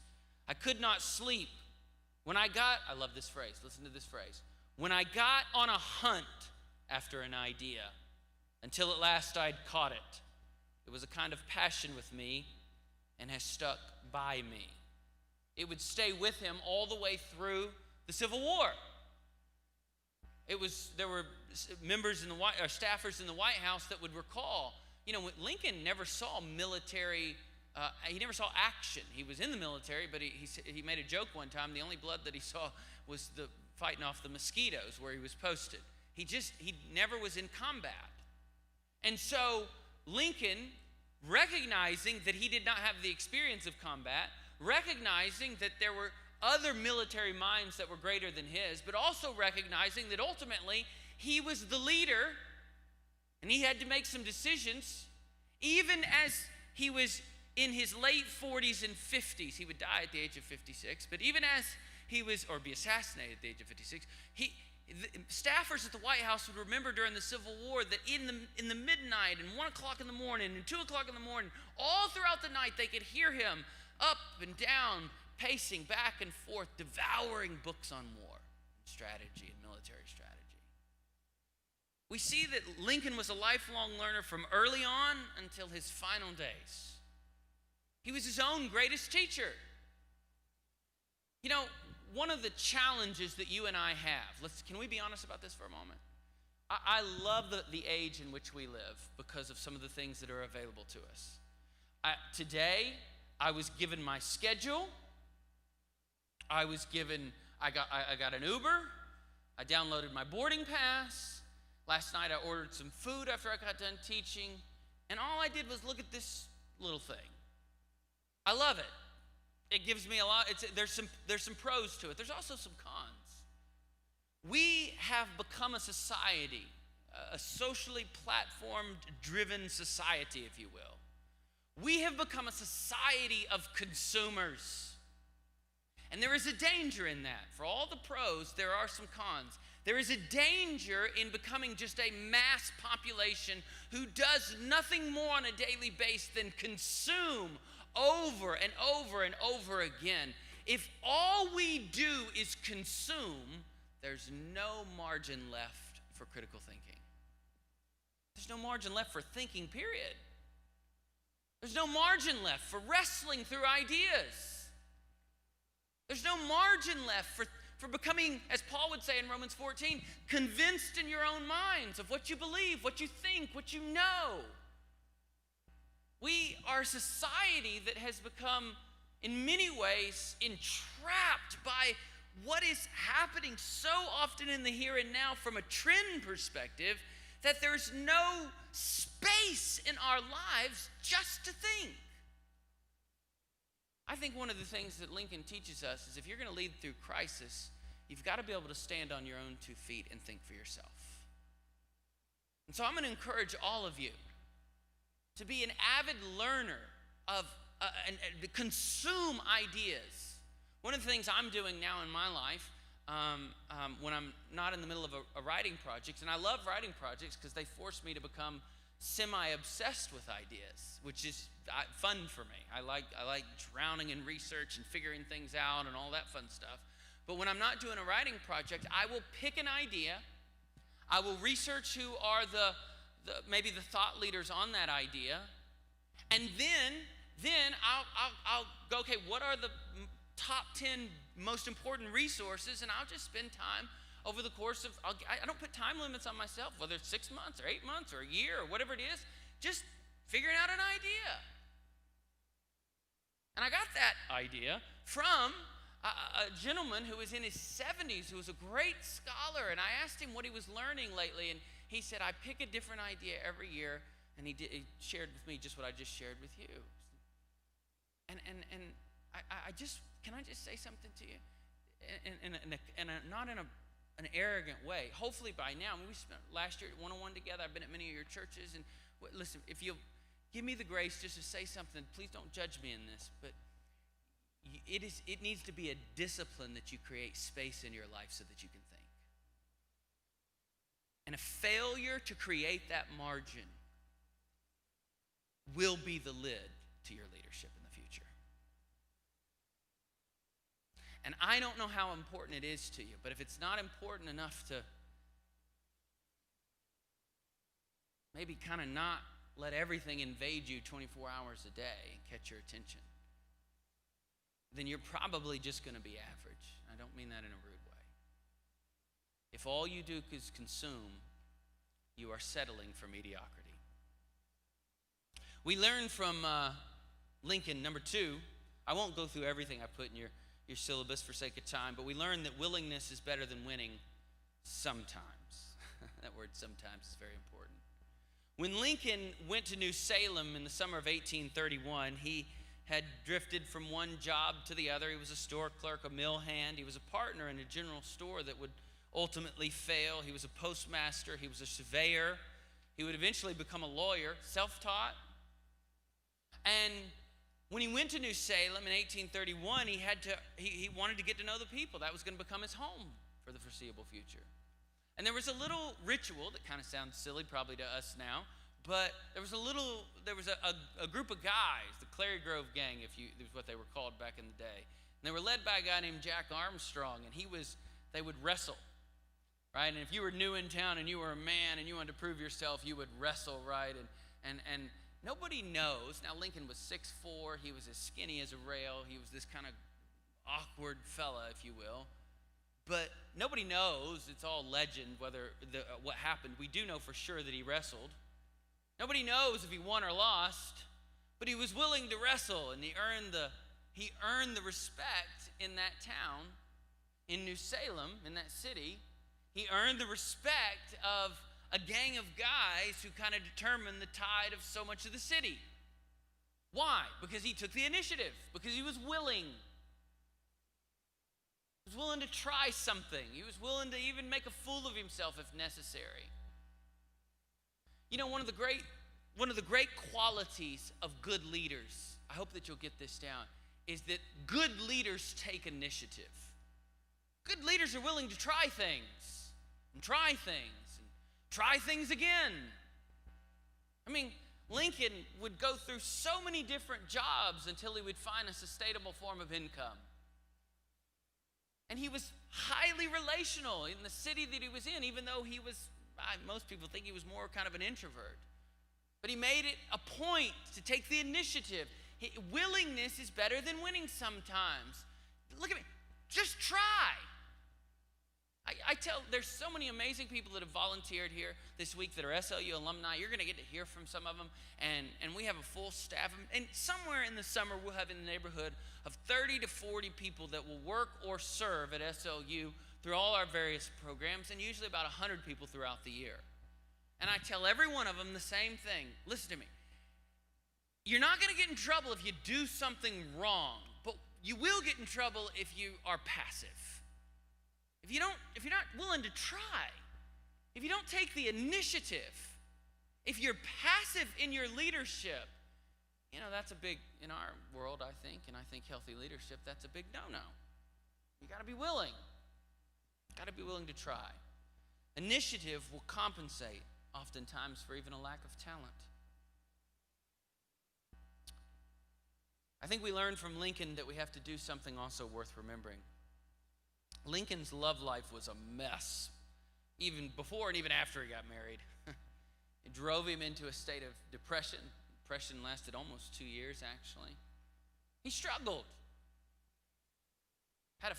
Wanted to get engaged, and that didn't work out, and wanted to marry this girl, and that didn't work out, and he was always shy and made fun of as a kid, and so he was very self-conscious, and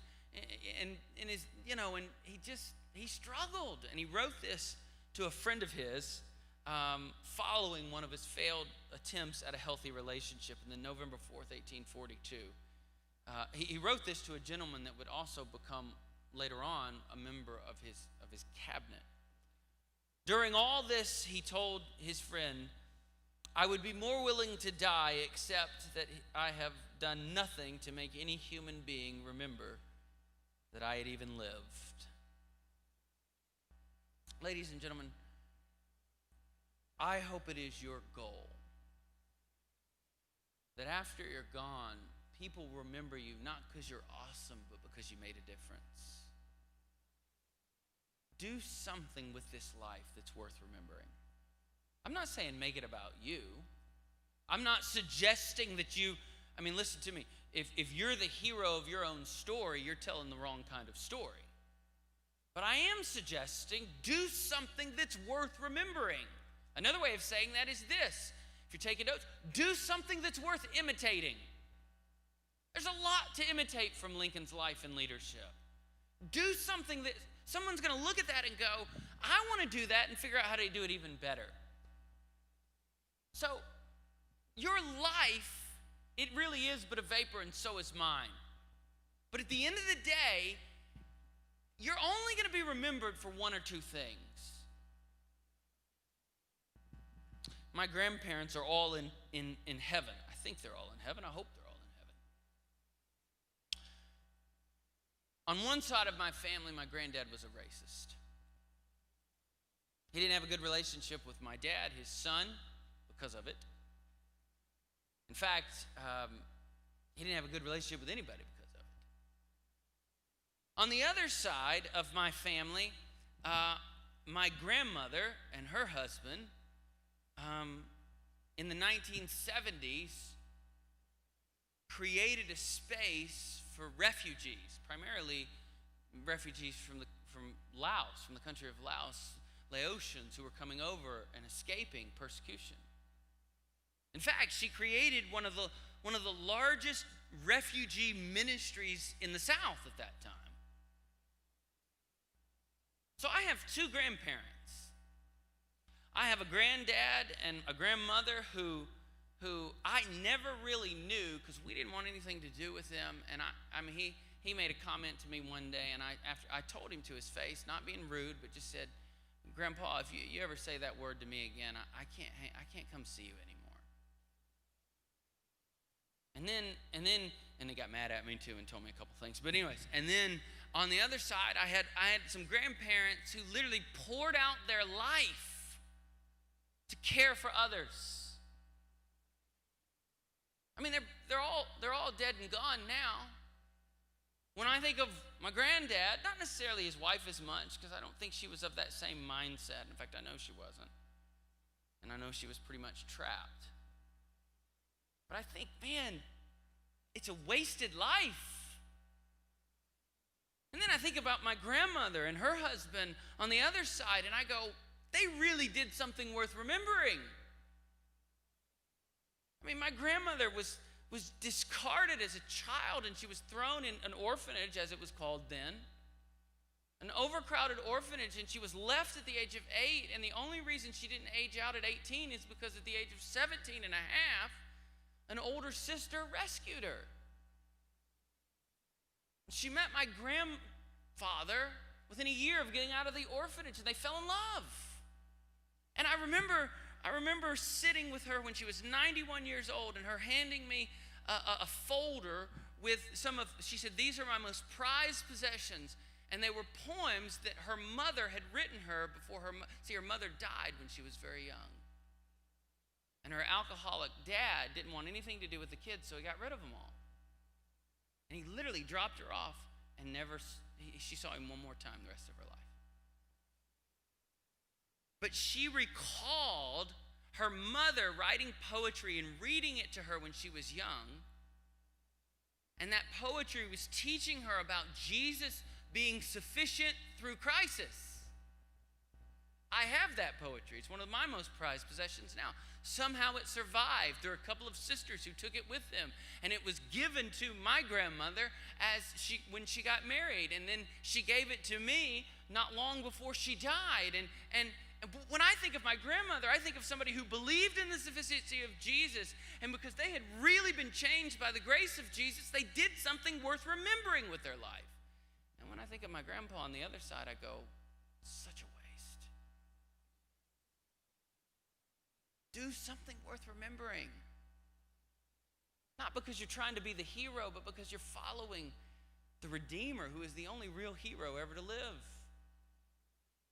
We learned from Lincoln so many other things. I want to mention honesty and character. You know, I mentioned briefly that he was a half owner in a 50% owner in a general store. His partner was a drunk and ended up drinking himself to death. And his partner was married. There was children involved. And at that time, it was not legally required in any way that Lincoln should assume all of the debt from this failed general store. Donald Phillips writes extensively about this in his book, Lincoln on Leadership. But Lincoln, knowing that widow and her children would literally be thrust into the poorhouse for the rest of their life, made a decision that earned him the nickname of Honest Abe many years later. And that was, he decided to assume the entire debt of that failed general store. He joked around and called it his national debt. And sometime later, when he ran for office, even though his first attempt he would lose in New Salem, he won 92% of the vote. Because in New Salem, he was known as Honest Abe, somebody that you could trust. Let me teach you something about leadership that people got wrong. In the 1990s, there was a lot of research and literature that was produced on the subject of leadership, both from a practical and an academic standpoint. And among the scholars and among the practitioners, there was a common idea that was being tossed around, and here it is. The most important thing about a leader is that a leader has vision. The sad thing is, people believed that. And now, 25, 30 years later, there are documentaries being made about leaders who had great vision, but they didn't have the character to see it through. The most important thing about your leadership journey is your character and your integrity. You can have the grandest vision in the world, but if you don't have the character to see it through, you'll ultimately fail. Lincoln proved early on that he had a deep sense of, a deep regard for being a person of character and integrity. We would even call that moral virtue. We learned from Lincoln that failure can be the key to an unlocked door. Because so many of his life decisions, he would earn the nickname Honest Abe because you know, he was honest, and that helped him as he campaigned later on in life. He was a gentleman who was over and again willing to do the tough things. I want to mention one more thing in the time that we have left. I mean, we could talk about how his brilliance is wrapped in his tenacity and do character studies on that, as he was a patient and focused competitor. You did not want to go against Lincoln in court because he would he would scam you. It's the best way I know how to describe it. He would figure out how many points had to be argued in court. Say there were 8 points that had to be argued in court. He would intentionally lose the first 7 to lull the other lawyer into a sense of false security. And one of the lawyers he frequently went up against made this comment about Mr. Lincoln. If you thought Mr. Lincoln a fool by the end of the trial, you'd find yourself on your own back in a ditch. Because he would literally just sit there and, use his own physical stature, and maybe he looked a little awkward, and maybe he didn't look like he knew what was going on, and it was all part of the game.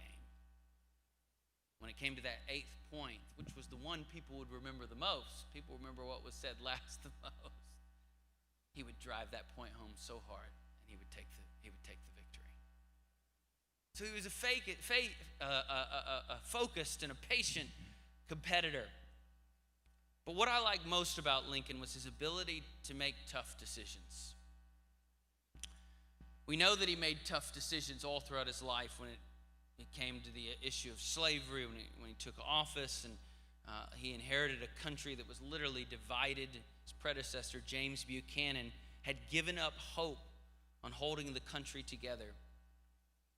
James Buchanan, listen to this pessimism of this leader, said this of himself when he left office: I'm the last president of these United States. Lincoln was doing something pretty hard by stepping into that office. But it was his emphasis on slavery, I think, that has endured over time. Much has been written about it.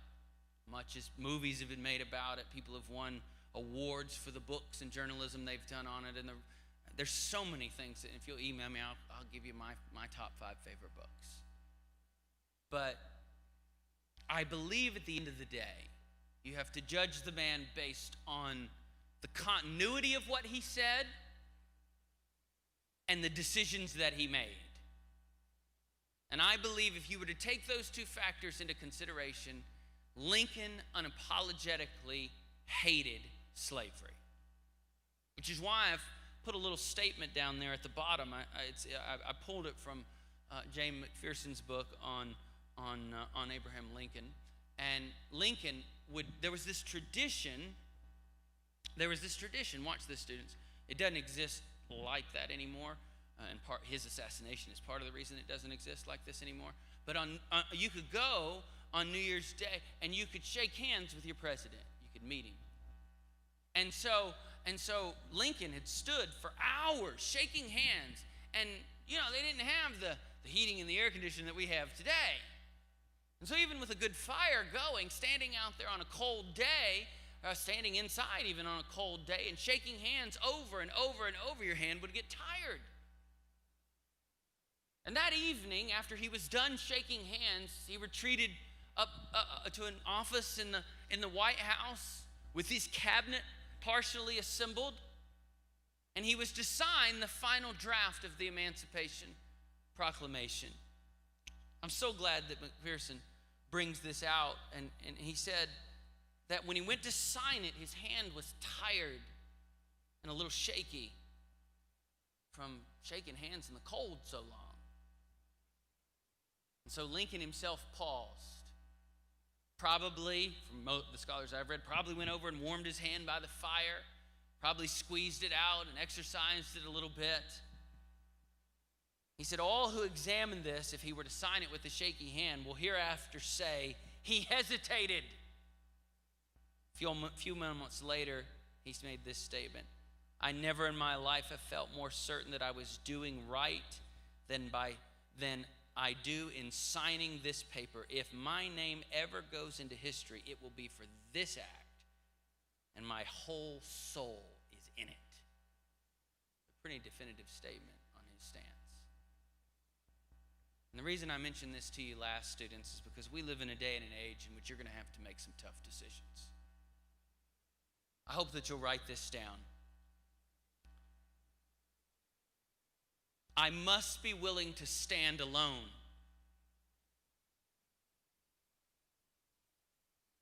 I must be willing to stand alone on my convictions if I'm going to stand apart as a leader.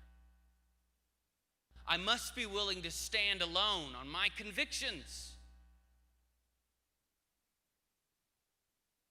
if I'm to stand apart as a leader.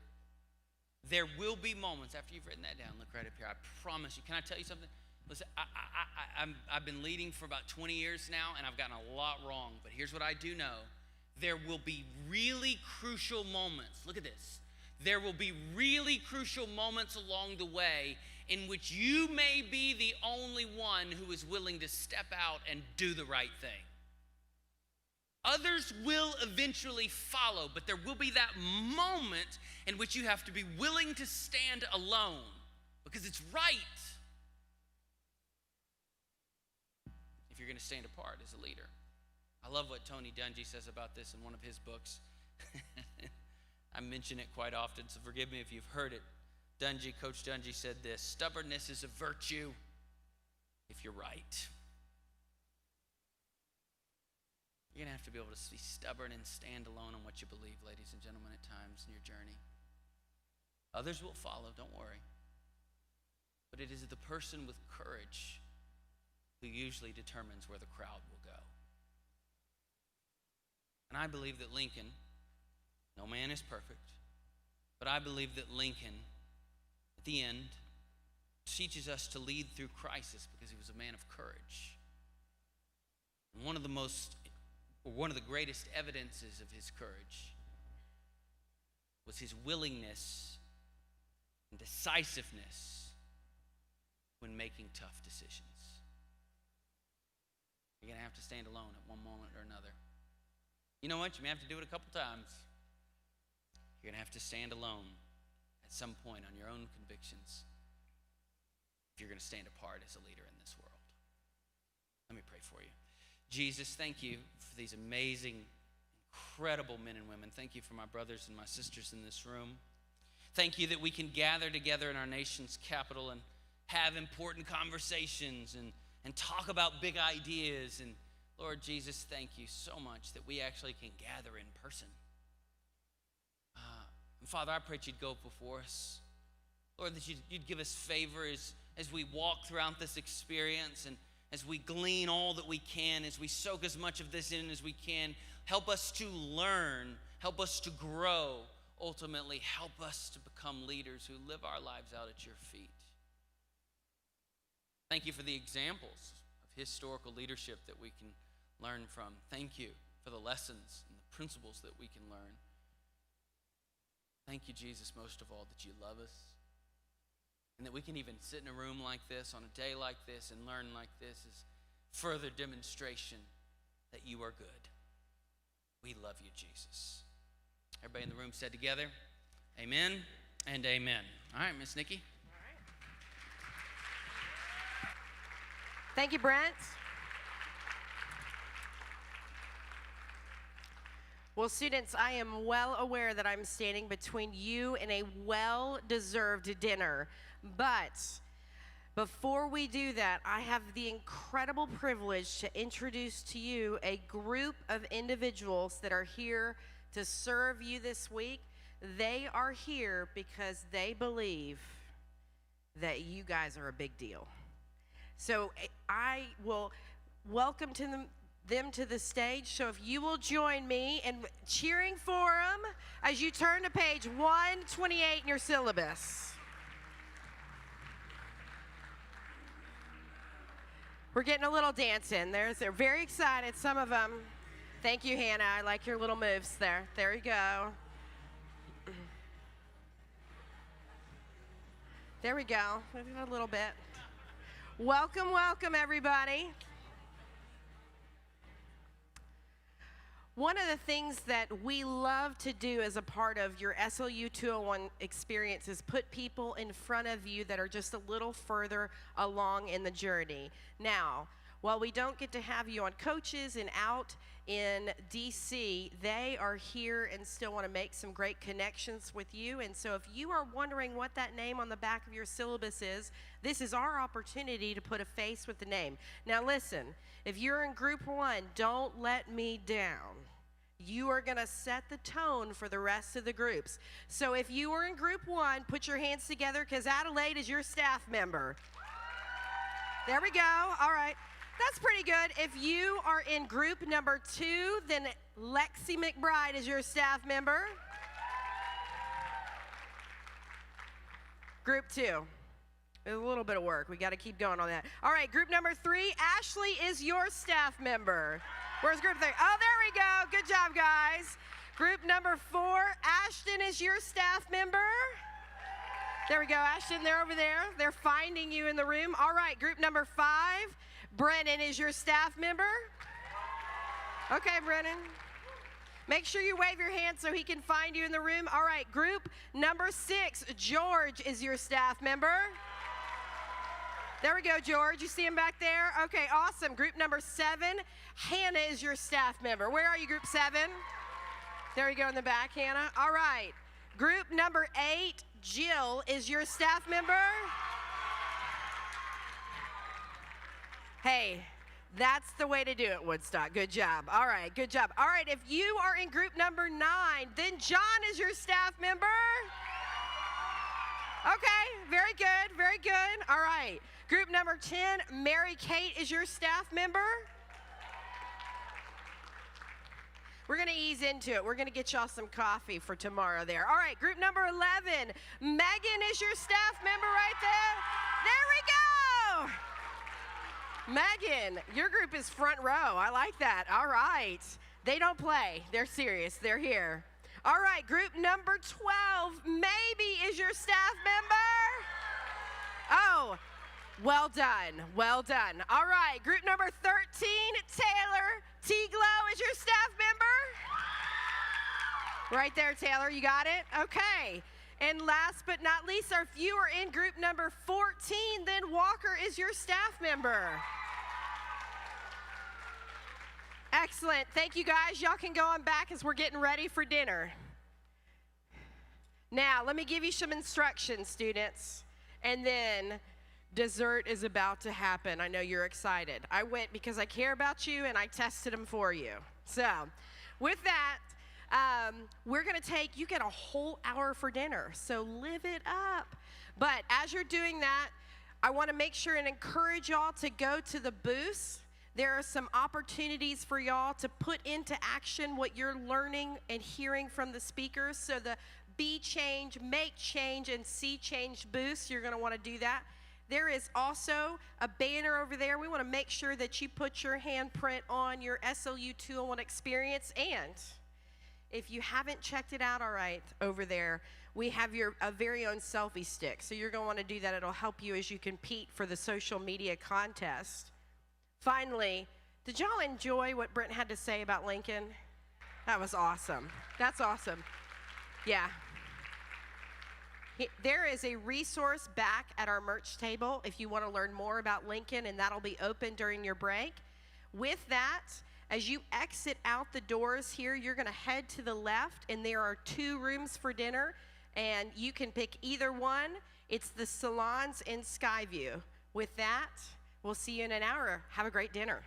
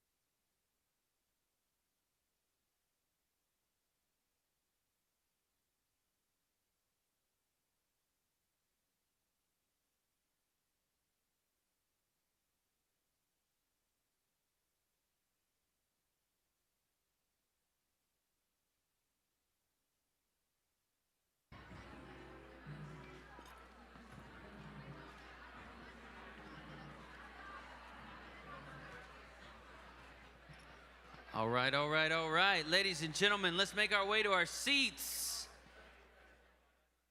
The only people that have an excuse is the young ladies who were waiting in a mile that was waiting in a line that was about a mile long to get to the restroom. So I apologize. Let's go ahead and head back to our seats. Let's get ready to rock and roll. We're going to get started here after dinner.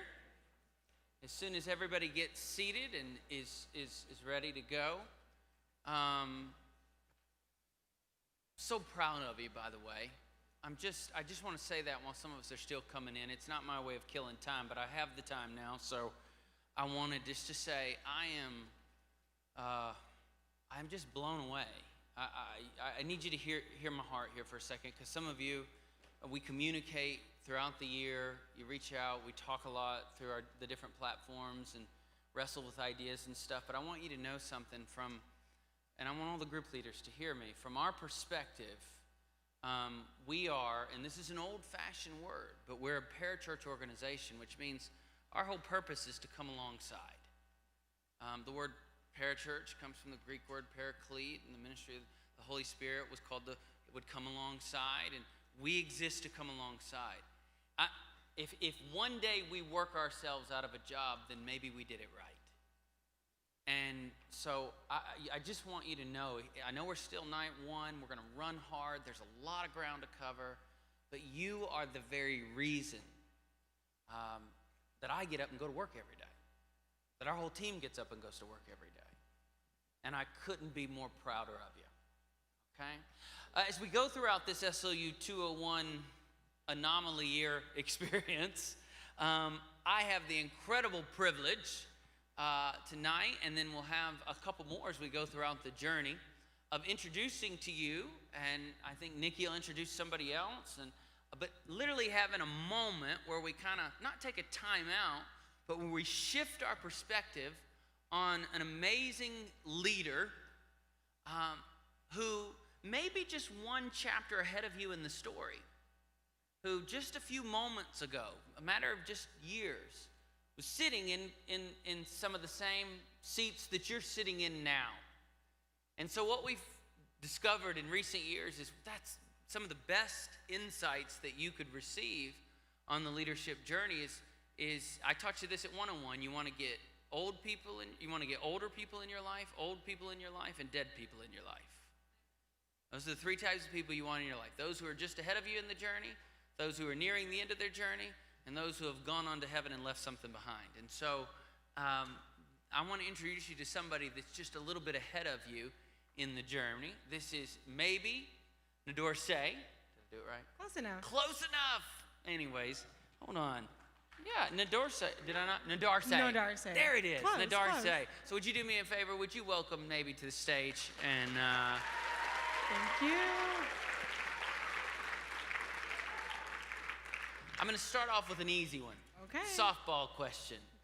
First of all, maybe has always stood out to me. I remember when she served as our summer staff, and I remember her reaching out to me outside of the summer, and she said, because she went to a school called Palm Beach Atlantic University, and she said, we're only 2.5 hours away.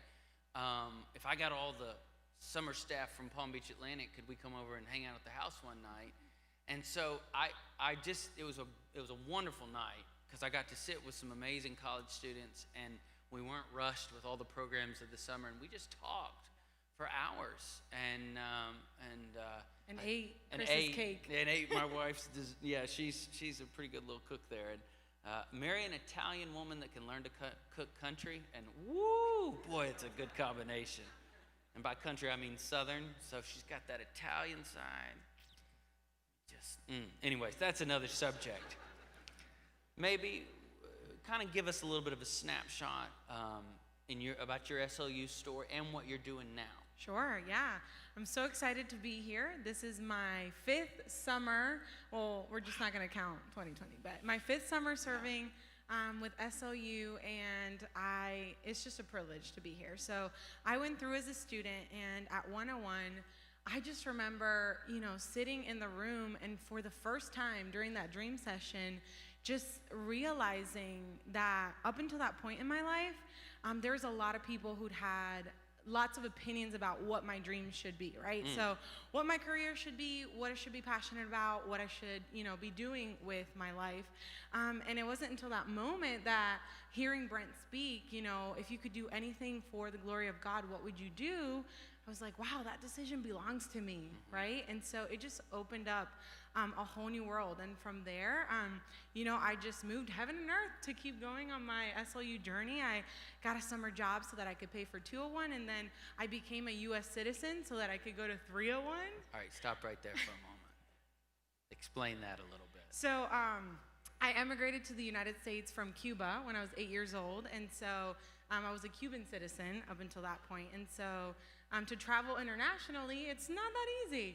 And I, did everything. I became a neutralized U.S. citizen on June 16th, and I flew to London on July 11th. So it was cutting it real close. Gosh, that's amazing. Cutting it real close, but that's beautiful. By the way, now no one has any excuses, right? If you're going, like, I don't know if I can get a 301. Well, hey, listen, here's somebody who had to get their citizenship so they could get the right passport so that they could go on the journey. Well, one of the things that I like about having these conversations, and I'm so grateful and so proud of the fact that we get to walk alongside each other, but is I want everybody in this room to go, oh, I'm looking at a story, but I also want them to look up on this stage and go, I'm kind of looking into the mirror. I can see a little bit about what I could do with my own future. And so knowing what you know now, and knowing that you were in that seat about 6-7 years ago, what would you tell the 16-year-old version of yourself?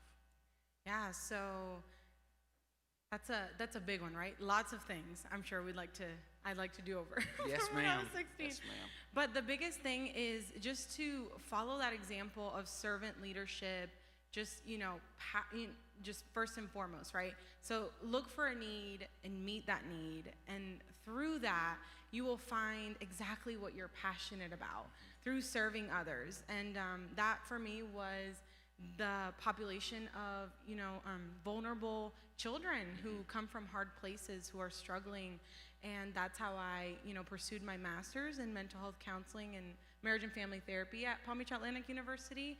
And I currently work for a nonprofit Christian foster care agency as a therapist. So I get to come alongside these kids every day and serve them, right? Put their needs first and help in that healing process. But first and foremost, just helping them feel seen and heard and healed so that they can interact with this world in a healthy way, and so that they can overcome those challenges and know that their story is far more than their circumstances and what's been done to them, but it's really the purpose God has for them in the long run. So it would definitely be that.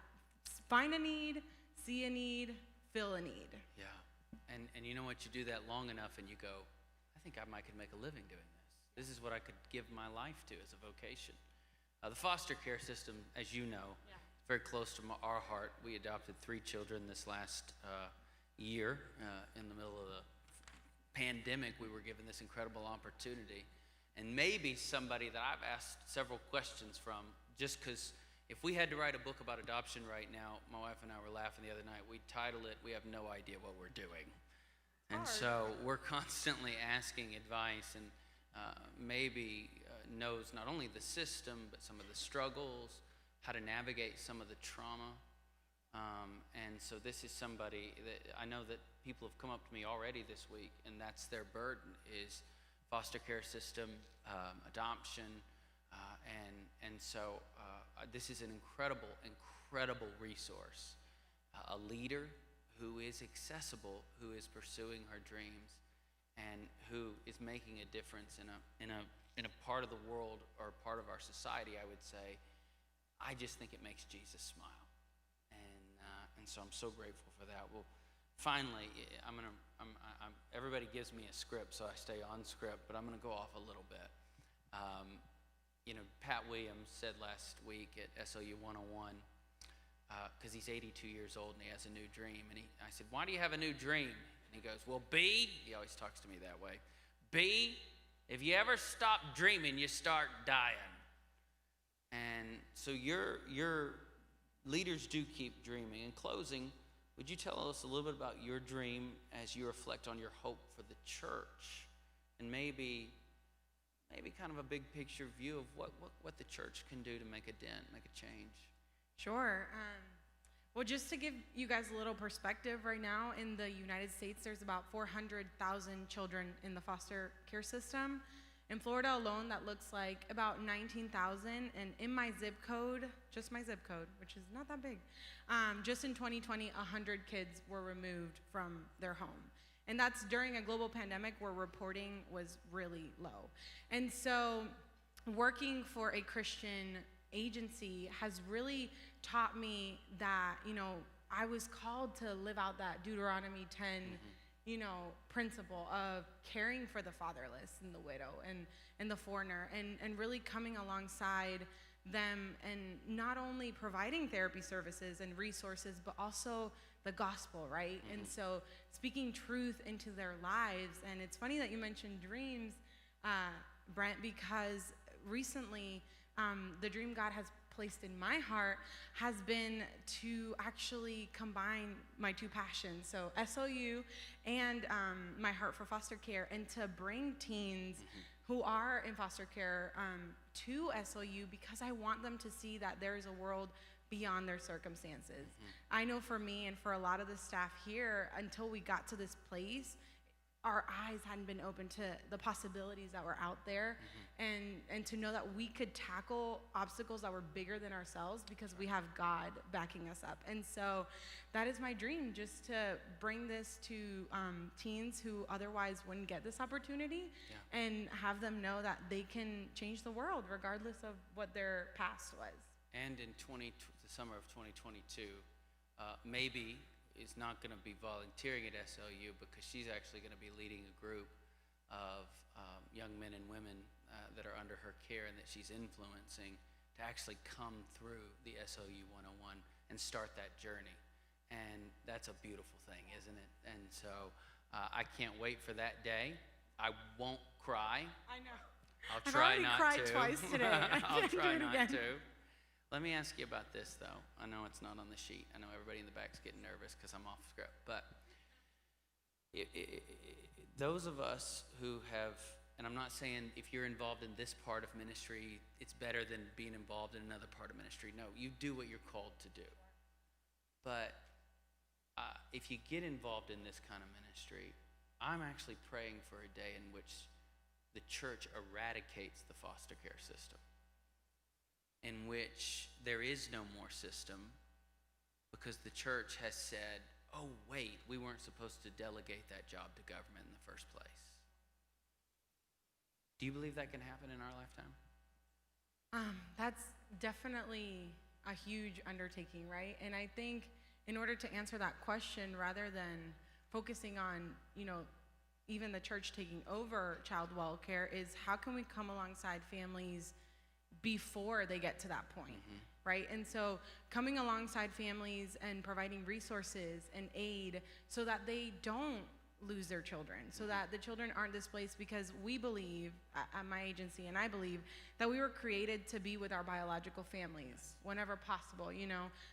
There are circumstances that are out of all control, only the Lord knows, but definitely that these children, yearn to be with that family. And even though they may have amazing foster and adoptive parents, there's still that struggle. So coming alongside our neighbor, coming alongside, low-income communities, and coming alongside parents who are struggling, and making sure that we meet that need before a child has to be removed, I think is our first step in eradicating the system. That's right. So in other words, if we do first things first, and that's the first part of our strategy, then we've taken a huge step towards eradicating a problem. Yeah. Now, there will always be a need, because we are in a broken world, for children to be placed in homes. Our family is an example of that. But I know those of us that are involved in this are looking towards that day in which the entire national landscape looks very, very different, and these big numbers are in the past. Amen. And that would be a beautiful thing. Can we pray along those lines? And I want to pray for Maybe and her ministry, and I want to pray for this need that we have in our society. So let's take a second. Here we go. Lord Jesus, I thank you for Maybe. I thank you for the dream that you put in her mind and her heart. I thank you for how she's pursuing that and how you're using her, how she is living a life set apart to what matters to you, O Lord. And I also pray that as we care more and more about the obviously overlooked in our society, those who are under-resourced, low-income communities, and just places where there's some really significant challenges, that it would be the church of Jesus Christ that comes alongside, that says we're going to surround you with love, and we're going to make sure you have everything that you need. And maybe together we could see a day in which the landscape has changed and there are no more little boys and little girls in needs of homes, but rather the church has helped alleviate a need in this world. We ask you for that, Jesus. We look forward to that day. And in the meantime, I thank you for Maybe, and I pray that she would continue to fight the good fight. In your name, amen. Amen. And Thank amen. you. Will you do me a favor? Would you help me thank Maybe for taking that? Thank you, guys. Proud of you. All right, ladies and gentlemen. Gosh, man. I don't know if I should have done that one right then and there. That gets me a little worked up. All right. You want me to grab anything? Okay. All right. To stay out of the way. Okay. All right. Take your syllabus. Thank you, guys. And turn with me. We're going to do two things tonight after dinner. You're going to get introduced in a few moments to a real life living hero. I want you to turn to page 24. Page 24. A real patriot. A great friend. A leader who is sacrificed for his country so that you and I can enjoy the freedoms that we experience. As we were researching and planning and dreaming up what the scope and the sequence of this experience would look like, we realized that if we're going to introduce you to some real patriots along the way who have served in some capacity or another, then we should properly define what that means. And to do that as an American citizen, we need to go back to a really important document called the Declaration of Independence. So I want us to take a few moments tonight, and what I'm going to do is a bit systematic. Remember what I said to you earlier. And please give me, we're going to be walking through. Normally I get up and it's story after story after story, and I goof off and run around the room and all of that. But there's some really important ideas that I would love to download into your inbox, to borrow a phrase from a friend of mine, about what it means to be a patriot. And so I know this kind of sounds a little strange to say it this way, but I want us to do an exposition of the first 158 words of the Declaration of Independence. But before we do, I want to talk about the principal author of the Declaration of Independence, a guy by the name of Thomas Jefferson. You may have already visited his memorial this week, may or may not. Jefferson is a conundrum, to say the least. Brilliant, arguably, according to scholars, one of our most philosophical and intellectual presidents. In fact, he was probably more philosopher than practitioner at times. But he was a little bit of a conundrum. Here was a guy who wrote those magical words in the Declaration of Independence about how all of us are created equal, but yet owned slaves. One of the more important, I think, works that has been done on Jefferson's life is titled American Sphinx by Joseph J. Ellis. He summarized at the end of his research, he summarized what it was like to study the life of Jefferson. He said this: working on Jefferson was like entering a crowded room in which there were always several ongoing conversations. So he was a tough guy to pin down. because he would say one thing and then he would do another. I love the play, along with most everyone else, I would imagine, Hamilton. Now, I've never seen it live. I'm going to mortgage my house at some point so I can buy a ticket to see it live, but I've not seen it live. I love the fact that we have, this is one of the benefits. People have been introduced to theater in the pandemic that would have never paid attention to theater. A beautiful art form that is largely lost on the masses. And yet, you take, for example, one of the greatest figures in that field, Andrew Lloyd Webber. And Andrew Lloyd Webber, who owns the rights to many of his own plays, by the way, pretty smart idea, has nothing to do with what we're talking about tonight, but Andrew Lloyd Webber teaches us always bet on yourself, if you believe in yourself. But he released, every week, he would release a new play and let you watch it for free on YouTube during a part of the pandemic. And so we were introduced to this, so many of us at least, were introduced for the first time. I remember the first time I ever went and saw a play, it was in London, and my soon-to-be wife said, I want you to do this with me. I've grown up going to plays, and this is an important part of, I love this, and I thought it was the dumbest thing in the world that I was going to go get dressed up and sit in a room and listen to people in tights sing. You know, it just, and then I remember, the first play I ever saw was Phantom of the Opera, and about halfway through, I realized I hadn't taken a breath in about 5 minutes because I was so mesmerized. Hamilton reinvented an art form, found a new way of expression. It's a beautiful play, done in a very creative way, but it kind of portrays Jefferson in that light of, you know, he would at times, through his life and through his words, kind of talk out of both sides of his mouth. He was a conundrum. It's like walking into a crowded room in which there were always several ongoing conversations. But he was a very important individual as a founding father. Like I said, he was the principal author of the Declaration of Independence. He was our third president of the United States. And what I find fascinating, get this down in your notes, if it's not there, I don't think it is, that he wrote the Declaration at the age of 33. A lot of times we hear the phrase founding father or fathers, and it makes us think of old men, old white men. And yet Jefferson, who was, yes, on the younger side of that group of people who are known as founding fathers, but was 33 years old. John Adams was a kingmaker, I think. And I use that phrase loosely. He was a guy who sat in the second chair most of his career and knew, he was a chess player in his mind. He knew how to position people into places of authority.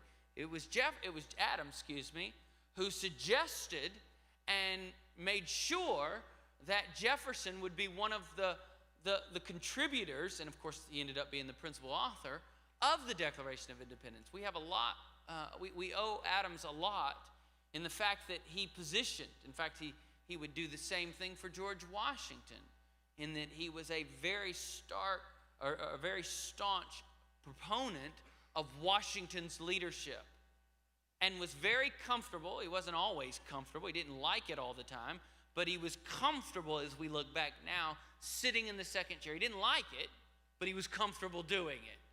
In fact, when he became the Vice President of the United States, John Adams wrote to his wife that my country has sought to befit upon me the worst job possible, that of Vice President of the United States. I used a little different language than the worst job possible. That's me summarizing a little bit. But he had to sit in the second chair, didn't always enjoy it, but was comfortable knowing that was his role as he got towards the end of his life. And he was the guy, among others, but primarily him, who made sure that Jefferson would become this figure who would put pen to paper with the Declaration of Independence. There's two ideas about Jefferson that I want to make sure we get down. The reason that Jefferson was chosen is this, and I want you to write this down about Jefferson. I know I haven't given you a lot of space to do it, so forgive me, but just somewhere, would you write this down? And I know that some of you got a separate notebook, right? Because if it's not exactly where it's supposed to be in your syllabus, you don't want to mess up your syllabus because you're weird and you're neurotic, and we know exactly where you are on the Enneagram, okay? And so you want to make sure the blanks are filled in just right, and oh no, we don't write in the margins. It has to look nice and neat, which is why I have my secondary notebook. And so for all of you who are using a secondary notebook, we're grateful for you. You're strange, but we're grateful for you. And so you might want to write this in your secondary notebook. But a couple of ideas about Jefferson. Jefferson was chosen because, number one, he could communicate, I'll say this a couple times, the profoundly complex with sacred simplicity. He could communicate the profoundly complex with a sacred simplicity. He had a track record for summarizing arguments. That's why Adams wanted him to be the principal author. So he had already done this several times. In fact, if you were to read some of his earlier writings, you hear that repeated in the Declaration of Independence. I won't go into that, but in 1774, the Summary View of Rights for British America, and then in 1775, Declaration on the Causes and Necessity of Taking Up Arms. Phrases from those two documents actually appear in the Declaration of Independence. So Jefferson had a track record for communicating the profoundly complex with a sacred simplicity. There's something there for us to learn. It's not necessarily the person that speaks the loudest or the longest in the end that will be heard or remembered, but rather it's the person who has something that is worth saying. And that thing that is worth saying can be understood. He communicated in a way that the common man could understand. The second thing we learn from Adam has to do with the fact that there was this contradiction between those magical words, which we'll read in just a moment, and his own lifestyle. I'm talking about slavery. Here it is. Please write this down. The hill that we fail to climb today will become a mountain tomorrow. The hill that we fail to climb today can grow into a mountain or will become a mountain tomorrow. If Jefferson was the third president of the United States, and at the age of 33, several years earlier, had been the principal author of the Declaration of Independence, slavery was something that existed, but yet was not quite to the level of the crisis that it would be, let's say, when the 16th president of the United States came along. You know, sin and brokenness and evil doesn't just slowly go away over time if we don't pay it any attention. You know, that's the way it works, right? The book of Judges teaches us that, right? That if evil is left unchecked, in the end, every man will do what is right in his own eyes. The beginning of Judges, we see people taking and making some small leadership errors, and maybe someone would bow to a false god or sacrifice to a false god, but by the end of the book of Judges, everything is a train wreck. And yet it seems to be an idea that is largely lost on us because we keep repeating the same mistakes over and over again. We did that in this country with Roe v. Wade, by the way. There were far too many pastors that remained passive and silent and quiet, or even came out in support of Roe v. Wade. Can you imagine? And what happened? The hill that we failed to climb grew into a mountain. Jefferson shows us originally with the what's been called the original sin of America, that the hill we fail to climb today inevitably will grow into a mountain tomorrow. Maybe another way of saying it is this, and this is how I've written it for my own life. It's one of the principles I try to follow in my own life. I don't know about you, when it comes to ethics, when it comes to morality, I just never want to be on the wrong side. I want to be obedient to the faith. And so I want you to write this down in your syllabus, because I think this, under that, the hill we fail to climb today grows into a mountain tomorrow. Here it is. A line blurred is a line crossed. A line blurred is a line crossed. There were several attempts and drafts with the Declaration of Independence in which they did everything they could to talk bad about slavery and even blame it on King George and all of the rest. And you know what happened? Eventually, they just decided to take it all out. It got edited out. They blurred the lines. And when it comes to morality, when it comes to your ethics, when it comes to you living and thinking Christianly, I hope that you'll always live by that idea that a line blurred in my life will eventually be a line that I cross. Compromise is a good thing unless we're talking about morality and ethics. Never compromise on your morality. Never compromise on your ethics. Stay stubborn. And stay on the right side of what obedience to the faith looks like. So this is the guy. This is the brilliant mind that was articulated and wrote. Now, I rarely read to an audience. I don't like doing that because I think it primarily insults your intelligence. But for our purposes tonight, with the handful of minutes that we have together, I want us to look at, and I'm going to read to you, and I want you to put your eyeballs on that page, and I want us to look at these first 158 words. Because what happens is most of us know the first couple of lines. I mean, they are magical lines. They are beautiful, poetic, easy to understand, inspirational lines that we all want to be true of the country that we live in. There's a little bit more that's said in just those first couple of lines. Let's look at it together. We hold these truths to be self-evident, that all men are created equal, that they are endowed by their Creator with certain inalienable rights, that among these are life, liberty, and the pursuit of happiness. Now that fits into a nice, neat little post, a statement, a quote, and that's where most of the time we stop. Tonight, let's continue on for a few more lines. That to secure these rights, governments are instituted among men, deriving their just powers from the consent of the governed. That's the best definition of democracy that you'll ever hear. That line right there. Governments are instituted among men, deriving their just powers from the consent of the governed. That whenever any form of government becomes destructive of these ends, hear these words. These are strong words.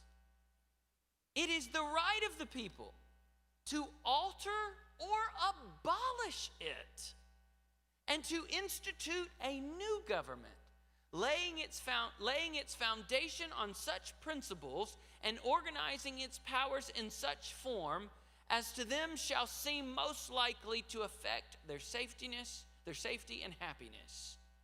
Now, if we were to stop there, we might be in big trouble. Because basically, Jefferson said that if a government doesn't live up to its promise, alter it or abolish it. But then he's going to urge patience. Look at the next line.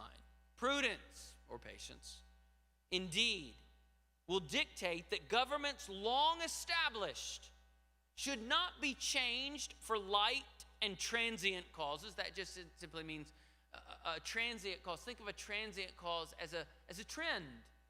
Something that is here today and is gone tomorrow. In other words, we don't topple our government just because of a blip on the map, because of small causes or quick causes. That's the idea of transient. And accordingly, all experience has shown that mankind are more disposed to suffer, while evils are sufferable, than to right themselves by abolishing the forms to which they are accustomed. The word patriotism, I've put it all there for the sake of time. The word patriotism obviously comes from the Latin word father. It's the idea of being passionate, having zeal, enthusiasm towards one's fatherland. And that fatherland is the country of your birth or a country that you adopt. we listened to Maybe, and she talked about how she became a citizen of the United States. She is an American. This is the country of her adoption, if you will. So there is a patriotism there that exists. In one sense, all of us in this room came to this land probably in a different way. But we're here, and so there is a common enthusiasm that exists among those who are proud to be in their country. That zeal or that enthusiasm is what we call patriotism. Therefore, a patriot is devoted, this last line is very important. A patriot is devoted to the highest and most noble ideals of her or his nation. I wrote part of my dissertation on Dietrich Bonhoeffer. I like Bonhoeffer. Anybody that can get 2 PhDs, and because he got them so quickly, he got to go on a trip to New York and become a Sunday school teacher, and kids, he attended an all-black church in Harlem and wanted to be involved in a different expression of Christianity that he had known, and actually became a Sunday school teacher for children in that church. He would spend hours preparing his lessons every week, but he got that opportunity because he earned his PhD so quickly. And in the Lutheran church, you couldn't be ordained till a certain time, a certain age, And so he had a little time on his hands, so he went and he served. But he came back. He would actually make another trip, and he could have escaped the Third Reich. Could have escaped the wave of oppression that he knew was coming. But he made a very courageous decision, basically to walk right into the lion's den. Could have come to America. In fact, he did come to America, stayed hardly a month, and knew that he needed to be in his homeland and fight the good fight. Why? Because he was a patriot. One of the motivating factors of Bonhoeffer, who was this theologian, church planner, pastor, professor, but he was also a spy. He also was positioned in military intelligence, and he was the only pastor/theologian in an underground movement of those who actually sought to bring down the Third Reich. If you've ever seen the movie Valkyrie, it opens, it's a movie by Tom Cruise about an attempted coup against the Third Reich, but it opens with a bomb being delivered to a place that Hitler was going to be visiting, and that bomb was going to get smuggled onto the plane, which it did. It did not detonate because the cold air at that temperature kept the bomb from exploding. The bomb was delivered by Dietrich Bonhoeffer. He didn't even own a car. He had to borrow his dad's car. Hey, can I borrow the car tonight, Dad? I'm going to take a bomb over to the border that we're hoping is going to take down Hitler, But he was motivated by patriotism. He did not believe that this was the Germany that should be. He was, as a patriot, motivated by the highest and most noble ideas of his nation. An image of what could be and what should be. And it led him to take some pretty extreme steps. Of course, he got caught in the end, and he was killed. He was actually one of the last orders that came out from Hitler was to put to death this ragtag group of people who had been working underneath the scenes to try to bring down Hitler. Bonhoeffer was killed. I believe it was like 3 weeks right before Hitler died, and it was one of those last orders to get out from Berlin. Amazing when you think about it. The doctor who oversaw his death, they would hang them in the concentration camps, and they would, to be very cruel, as if hanging wasn't cruel enough, they would oftentimes use piano wire. And the doctor who oversaw the death and pronounced him dead did not do an interview for about 15 years until after, but he said this. He wasn't even a Christian man, but he said of Bonhoeffer's death, "I've never seen a man die more at peace with God." Because he believed to the end that he was doing the right thing as a patriot. So that's what patriotism looks like. The word ethos is a Greek word meaning character. We get our English word ethic from it. So I want us to talk about a patriotic ethic. And there are six components to what I believe is a a way of thinking that helps us to understand what it means to be a patriot. If you were to put these 6 ingredients, in other words, ladies and gentlemen, that we see in the first 158 words of the Declaration of Independence, into a recipe, and you were to put that you were to kind of stir it all up and put it in the oven, what would come out would be a patriot. So maybe that's another way of thinking. This is the ingredients to patriotism. Number 1, a patriot is informed by obvious and understandable truths. C.S. Lewis would write about this. We'll study that at SLU 301. We hold these truths to be ambiguous, hard to figure out, lofty, out there in the distance, only for scholars to attain, philosophers, and the rest. No. We hold these truths to be self-evident. These are obvious truths. Everyone should understand that this is a sense of morality that has existed by self-evident. He was talking about a sense of morality that has existed throughout time and history.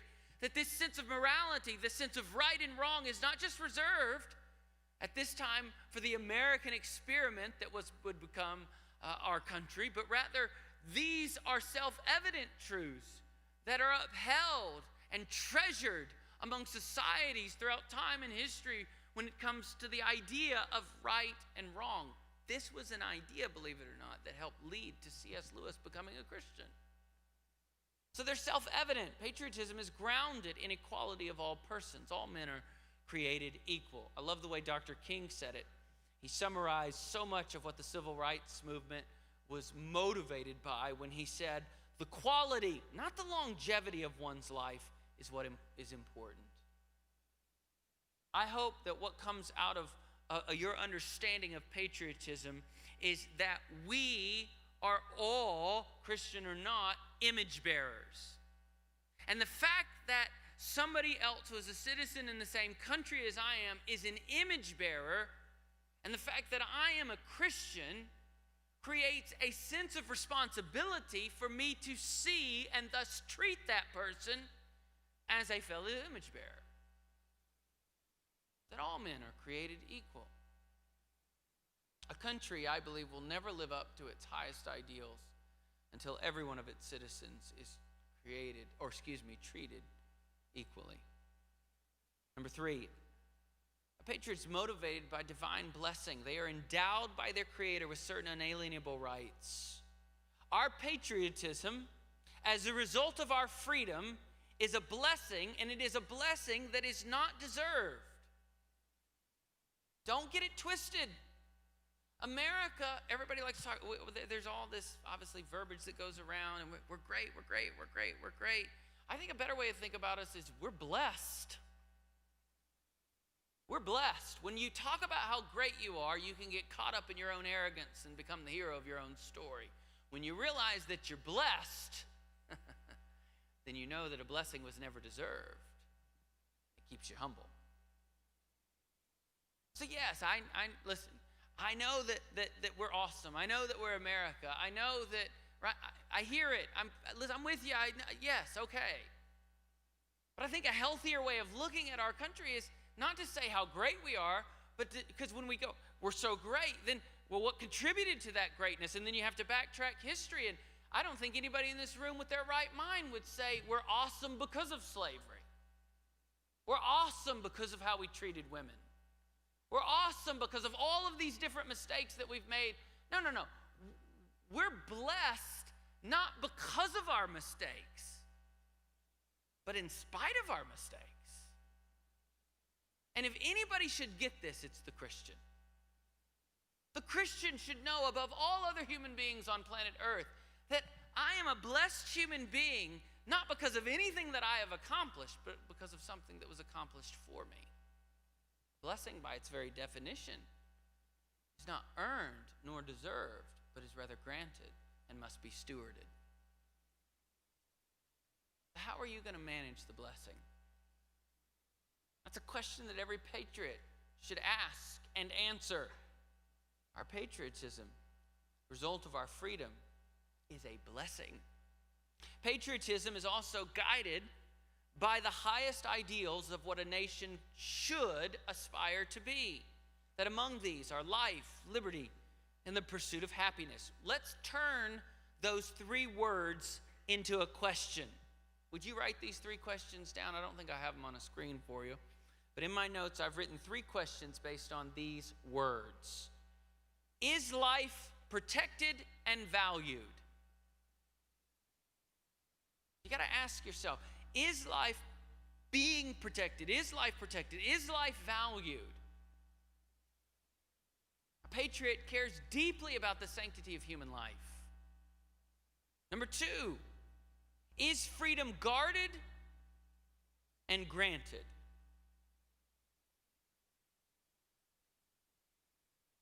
Is freedom guarded and granted? And then the third word that Jefferson uses is happiness. So the third question that we must ask ourselves if we seek to be patriots is this: is happiness possible and probable for all? Is happiness available, in other words? Is it possible and probable for all of the citizens that exist in this country?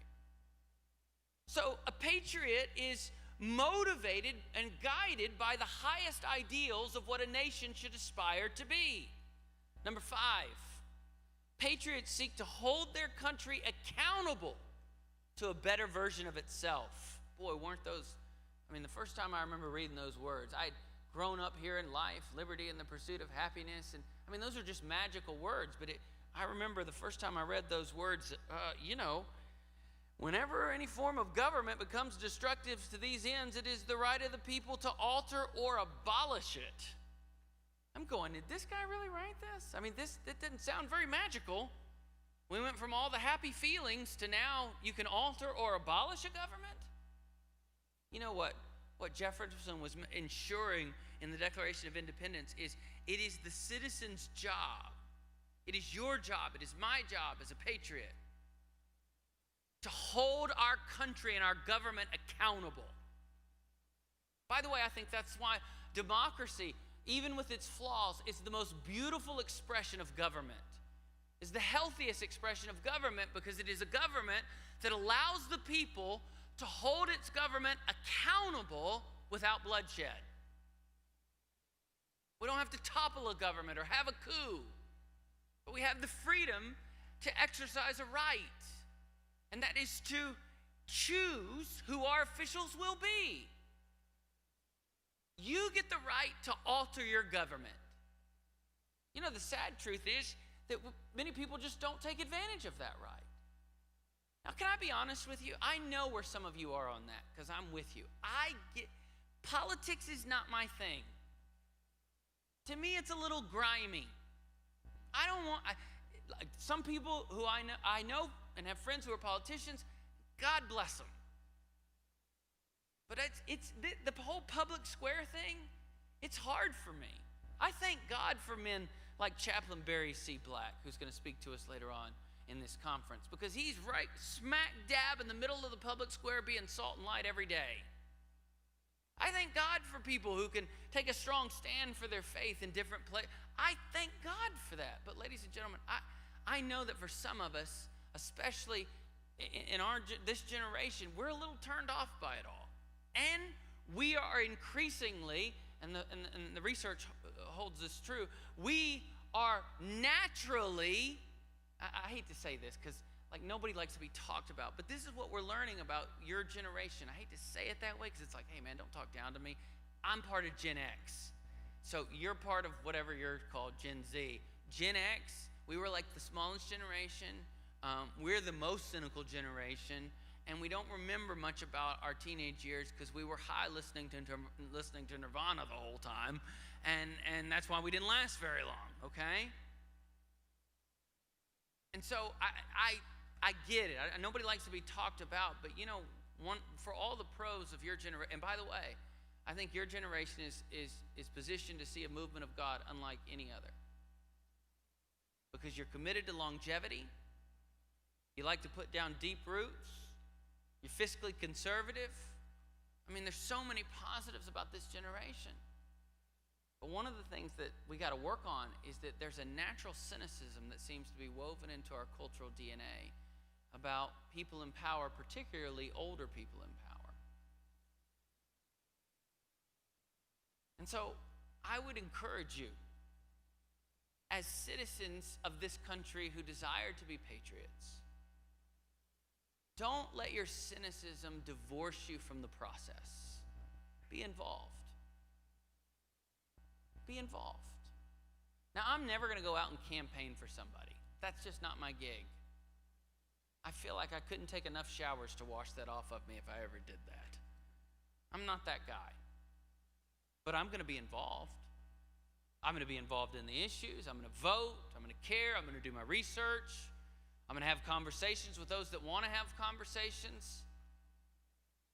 But I'm telling you, ladies and gentlemen, even though I am prone to be cynical, because I look at it all and I go, man, it just seems like most days, and I know some of us feel this way, it's like this city is the theater of the absurd. And nobody can get along. And even if that were true, that is not an excuse for me to divorce myself from the process. Because if I'm a patriot, I hold my government accountable to the original promise that was this country. Hold them accountable. You are given the right to alter your government. It's in your hands because of the democracy that we live in. The last point I would tell you is that a patriot must be patient with his or her government. Prudence, indeed, will dictate that governments long established should not be changed for light or transient causes. Transient, talking about lasting only for a short time. The older a society grows, the more wise it should become. But oftentimes, the older society grows, the more sluggish it becomes to change. And I think that's why Jefferson put this into these first 158 words. It's hard. Listen to me. For all the amazing things about this generation and this time in which you and I live, in which everything happens at the speed of yesterday, one of the downsides of me being able to get a meal on Uber Eats in 10 minutes, like if I want sushi, I can have sushi. If I want Mexican, I have Mexican food. If I want a pizza, I can order a pizza. If I want Chinese food, I can have Chinese. If I want seafood, I can have seafood. And it's all boom, and it'll be here. And I walk down to the lobby, and I give the guy a $5 tip, and I'm like eating whatever I want to eat, watching Sports Center, hoping that the Suns lose tonight in the game. I mean, I can do whatever. Think about that. I can be eating sushi, watching the NBA Finals, sitting in the nation's capital. And while the commercial is on, check in for my flight tomorrow. All of our luxuries, we have a lot of them, don't we? Don't we? Watch this. Be careful. Watch this. Look at this. Don't allow the luxuries of this society to keep you from becoming patient or being patient with society.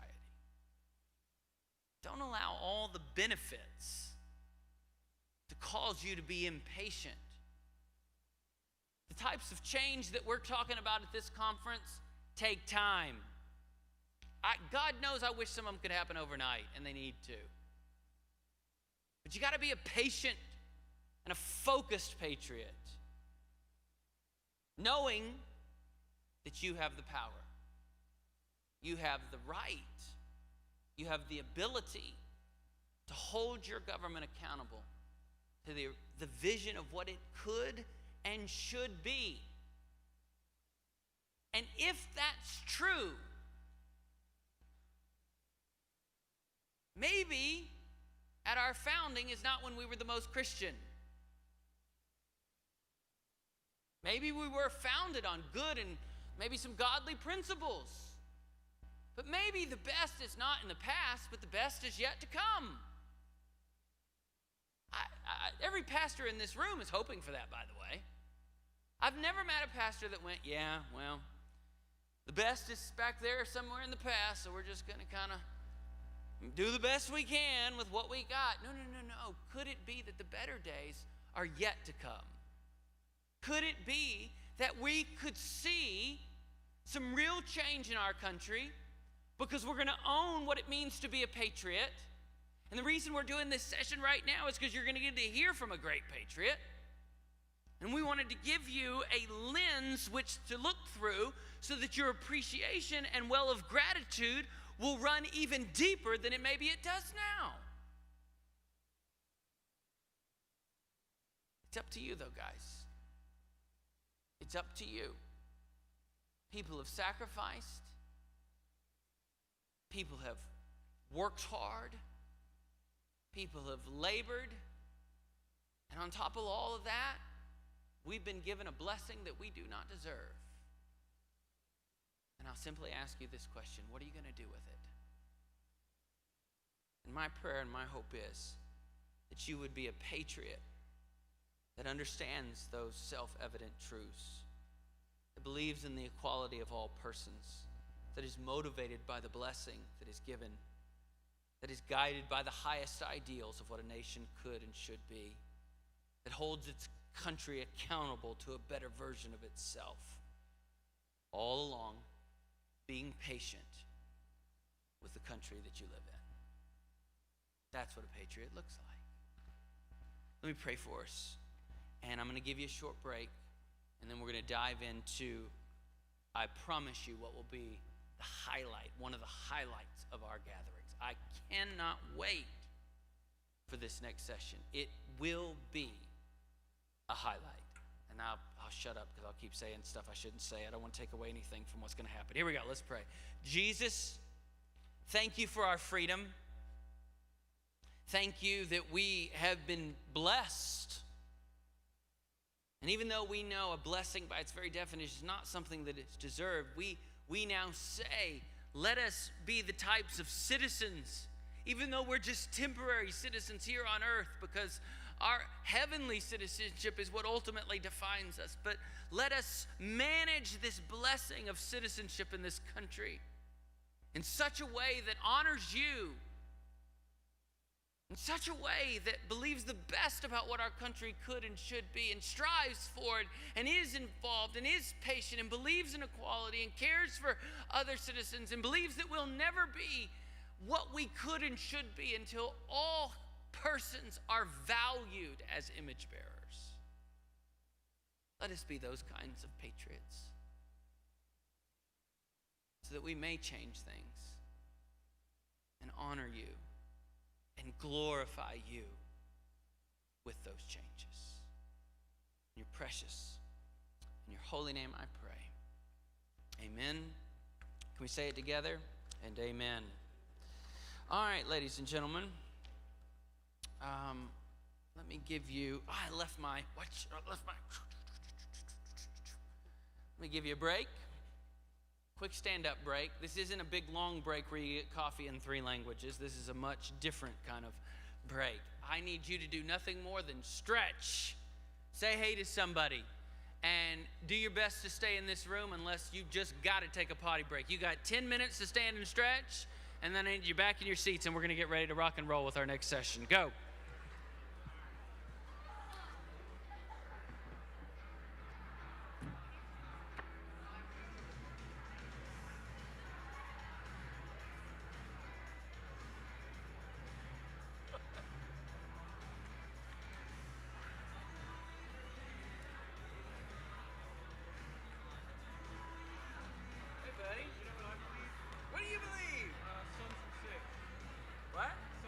Sons and six. Are you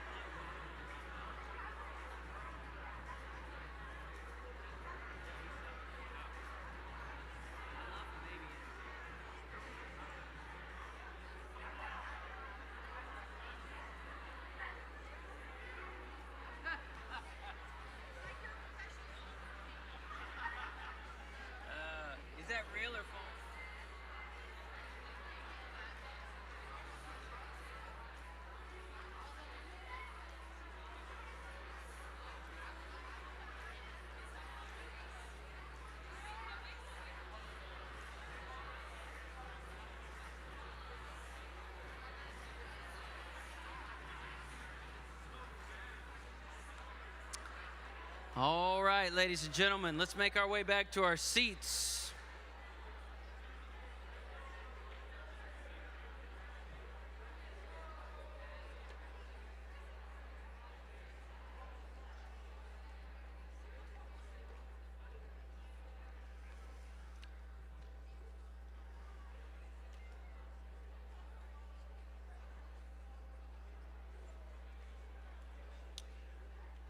Welcome back. As you're taking your seat, go ahead and turn to page 64 in your syllabus. We've saved the best for last on opening night. I know that's hard to believe because Miss Nona did such a phenomenal job, but we have.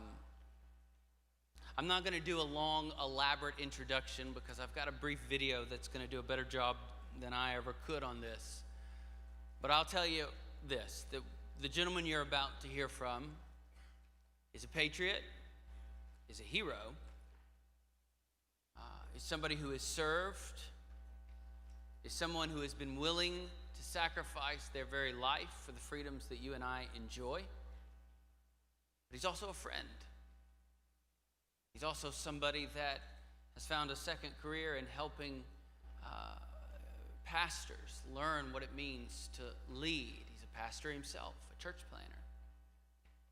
And still, pouring his life week after week into our men and women who serve and are going to be deployed abroad. There's a lot of things I could say about this hero, this patriot. But what he is doing by being here at SLU 201 is saying something actually about you. And that is that he believes this generation is worth the investment. That you're worth the time. And so I'm going to show you just a quick clip that introduces Jeff Struker. And then I'm going to invite Jeff to come to the stage. But could we do something as the video concludes and as Jeff makes his way, Dr. Struker makes his way to the stage? Could we not only thank him for his time tonight and the investment that he's going to make in us, but could we thank him when this video concludes and he takes this stage for his service and his sacrifice to our country? Turn your attention to the screen, and this is our next speaker for the evening. I'm going to tell you 3 things that I think you have to master if you're going to be a great leader. You got to master yourself, master your subordinates, and then the last thing you need to be able to master is sacrifice. I'll tell you a little bit about how I ended up in the U.S. Army and how I ended up in Mogadishu, Somalia, getting shot at and taking part in the events of Black Hawk Down. I think many people think, oh, Jeff got shot at and he got scared and he's different because of it. And really, that wasn't it. Been in firefights and previous combat tours before this. You be honest with yourself for just a second. Are you the kind of guy who's going through life just simply looking for comfort and looking for convenience? Every time it gets hard, you're running for the escape? Because if that's the way you're living your life, you will never become the warrior that God has created you to be. Every fiber of my being was saying, no, Jeff, don't do this. This is crazy. It's suicide. You're going to get yourself killed if you go back out there. I mean, God is sending us to go out and to impact the world for King Jesus. In fact, the Holy Spirit punched me in the face at this instant and helped me realize, Jeff, your job as a Christian soldier is not just to prepare warriors to meet the enemy. It's to prepare them for eternity. Would you welcome to the stage Dr. Jeff Struker, and let's thank him.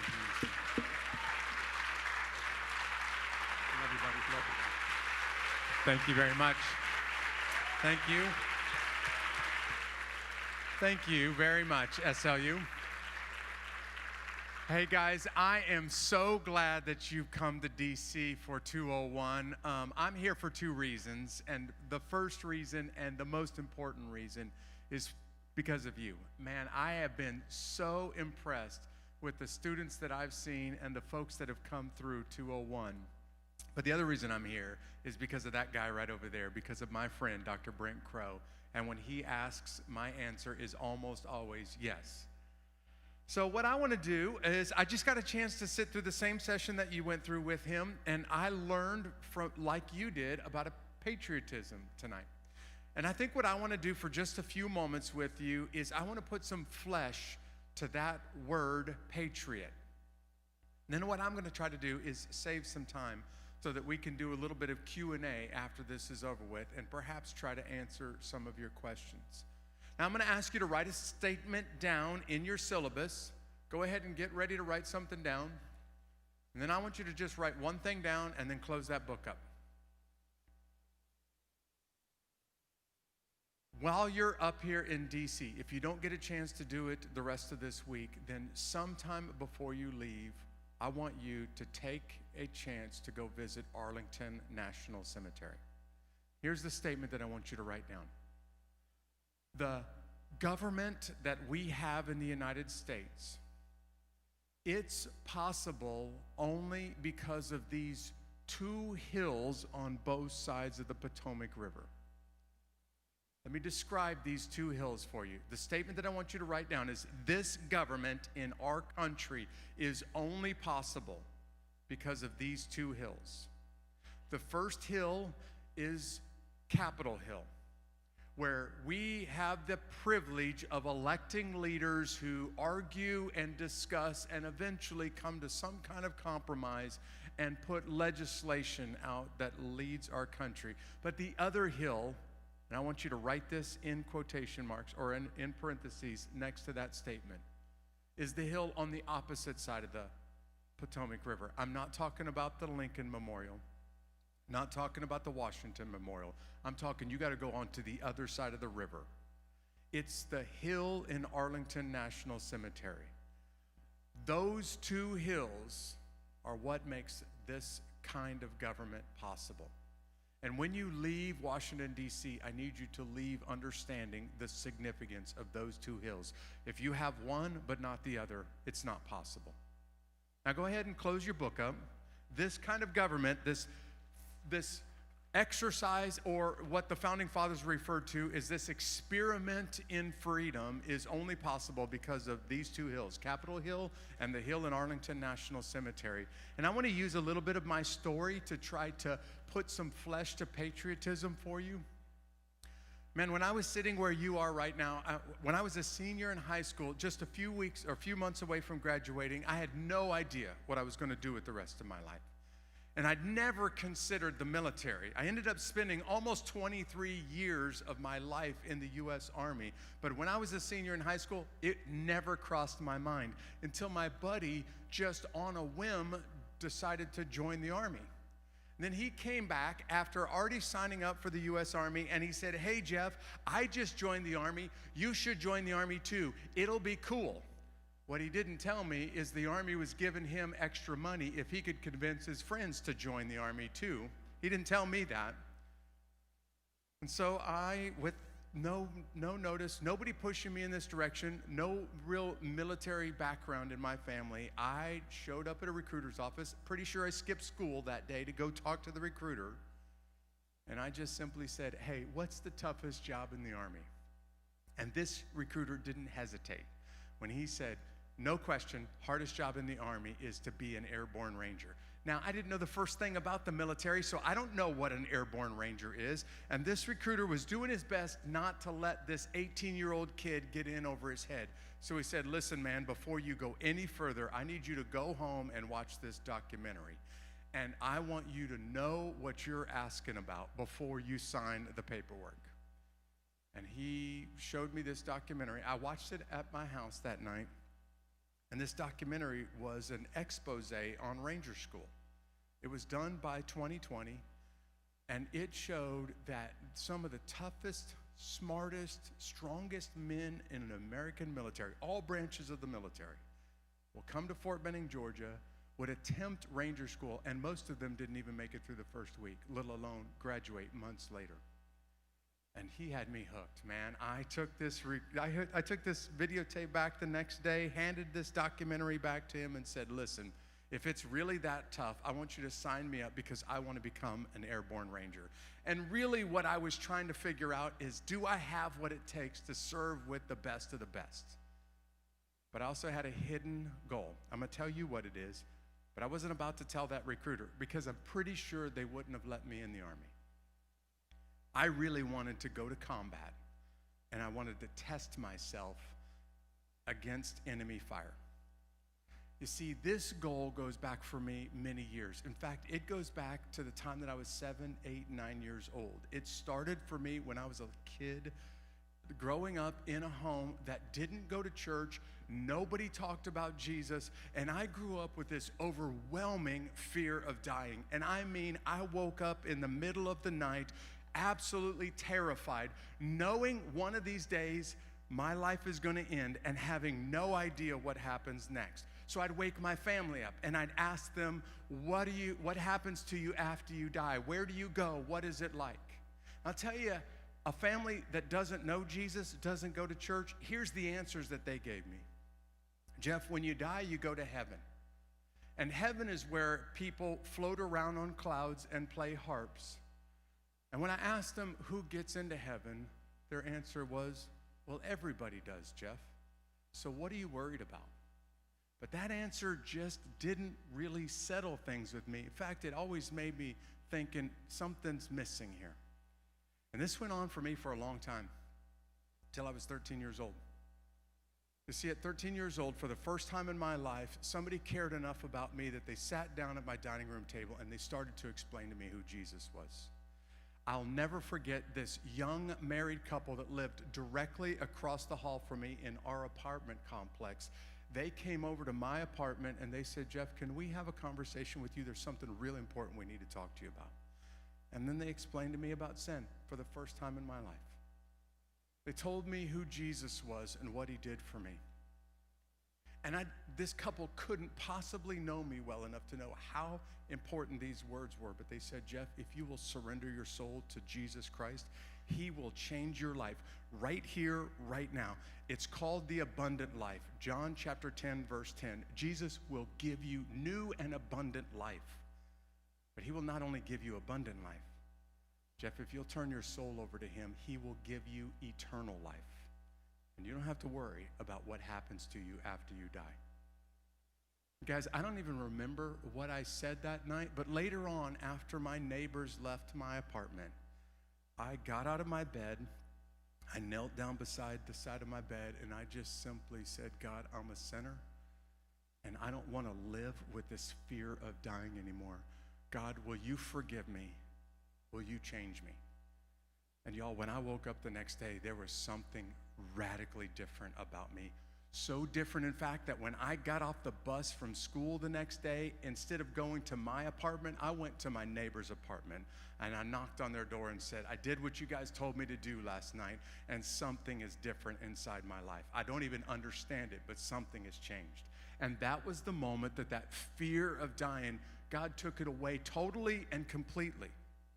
I didn't know it at the time, so I'm in a recruiter's office and I'm asking, what's the most dangerous job? That's really what I'm trying to figure out. What's the most dangerous job in the Army? And he steers me towards the 75th Ranger Regiment, this special operations unit in the United States Army, headquartered in Fort Benning, Georgia.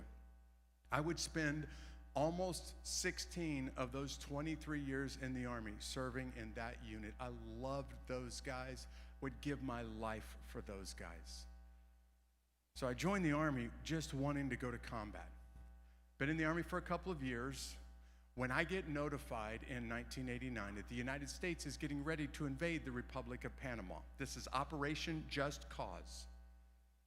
I got notified about it 3 or 4 days early, and the reason I got notified early is because on the night of December 20th, my unit, the Ranger Regiment, is going to start the invasion. We're the pointy end of the spear, and we're going to start it by conducting 2 parachute assaults onto airfields in Panama.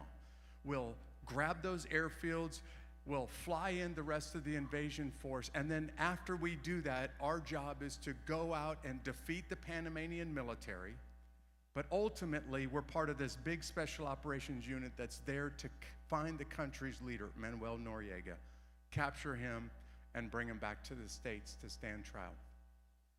We knew that on the night of the invasion, there's a high probability that some of our aircraft might get shot down, and we needed a search and rescue force. So I loaded up onto an Air Force jet in secrecy and flew down to Panama 24 hours before the invasion began.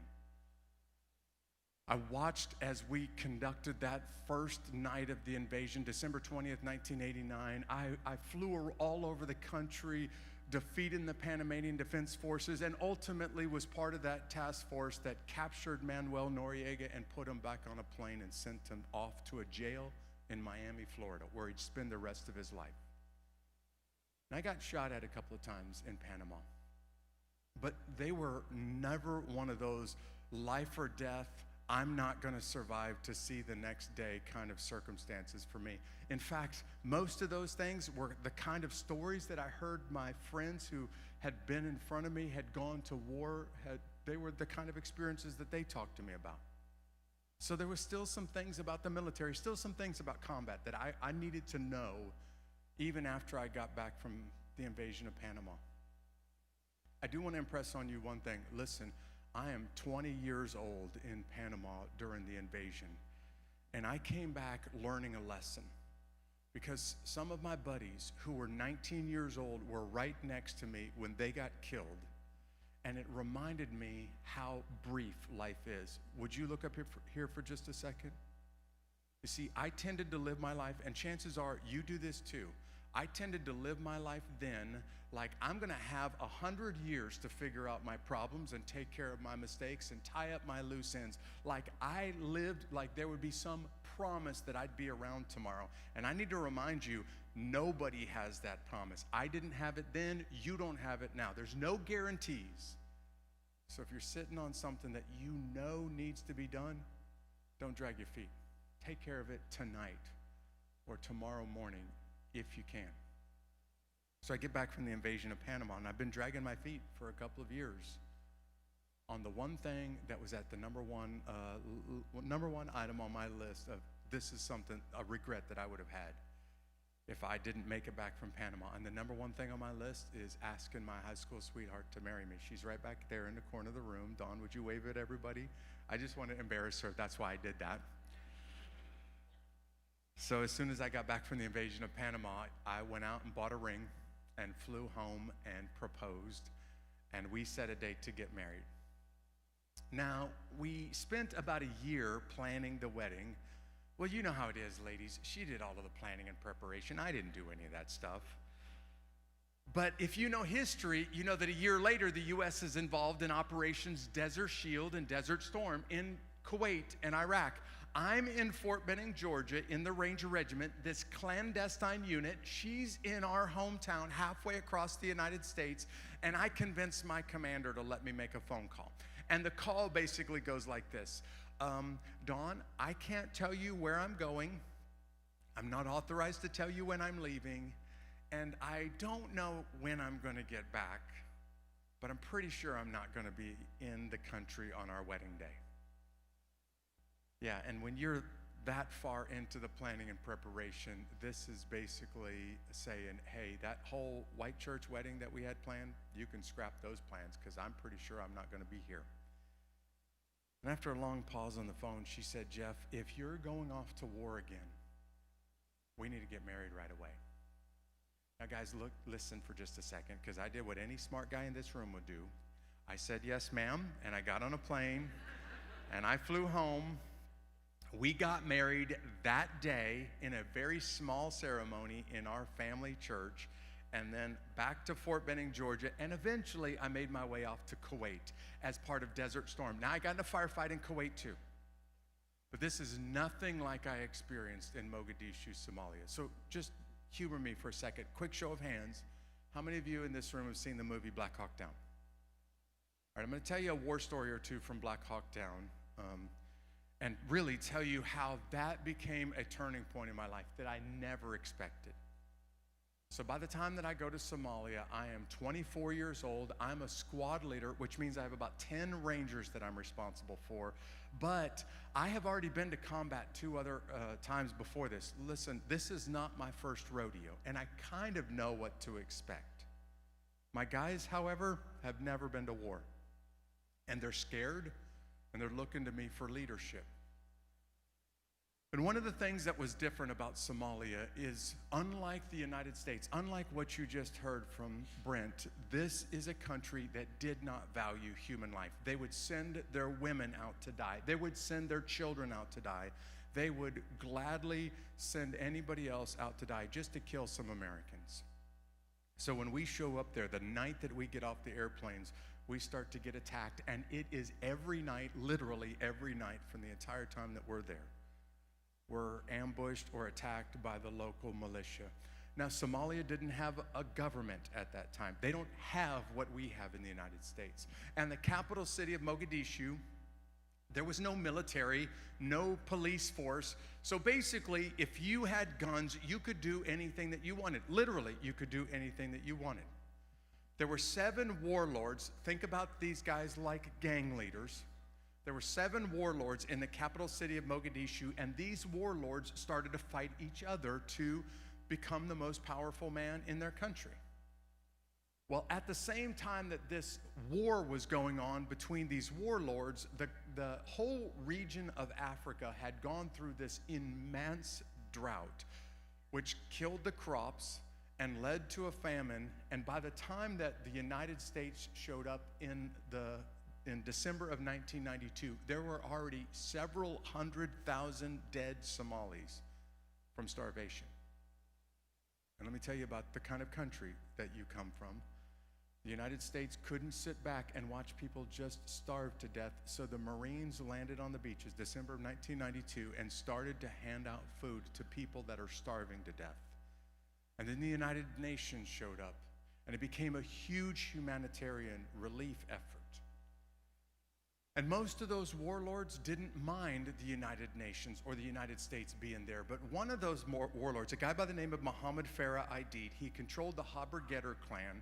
Aidid made the decision to start to target United Nations workers, to start to attack U.S. supply convoys while they were driving around the city. And ultimately what Aidid decided to do is to control the food and literally starve the rest of his country into submission.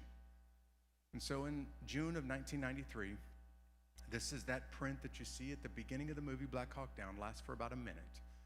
In June of 1993, Aidid and his men ambushed and murdered 24 Pakistani United Nations workers while they're handing out food to his own people. Aidid took the food and he started to use food as a weapon. And then the United Nations Security Council met together. These are the most powerful men and women on the planet. And they all came together and they said, we have to do something about Aidid. This can't continue. But no country in the world wanted anything to do with Somalia because it's such a mess. So the United States said, we'll take care of it. And they assembled Task Force Ranger. This is where I come in. The Task Force Ranger was a helicopter unit from Fort Campbell, Kentucky. It was a company of Rangers from Fort Benning, Georgia, and then some special operations soldiers from across the U.S. military. We all came together with a very different mission. We're not there to hand out food. We're there to kill or to capture Aidid and the high-ranking leadership from his clan. We go to Somalia. We think this thing is going to take about 3 to 6 weeks. We're 3 months into it. We've taken down a lot of the leadership from his clan, but 3 months in, we still haven't captured Aidid. We haven't captured a couple of the top leaders, and at this point, we are getting a lot of pressure from President Clinton's administration to wrap this mission up and to get out of there, because the news is starting to call Somalia another Vietnam. And it doesn't look good for re-election when you got your country involved in another Vietnam. I'm telling you all of this because on Sunday afternoon, October 3rd, my big boss, Major General William Garrison, a 2-star general who's in charge of our special operations team, makes a courageous decision to go launch a mission to go get 2 of these really high-ranking bad guys from Aidid's clan. Now, this is unusual because this is broad daylight, and special operators only do business at night. With our technology, we have a massive advantage at night. This is broad daylight, And it's in the very heart of town that's controlled by ID. And we know that once you get in there, you've got no support. You're on your own because nobody else from the United Nations wants to go in that part of town. They don't even want to go close to it.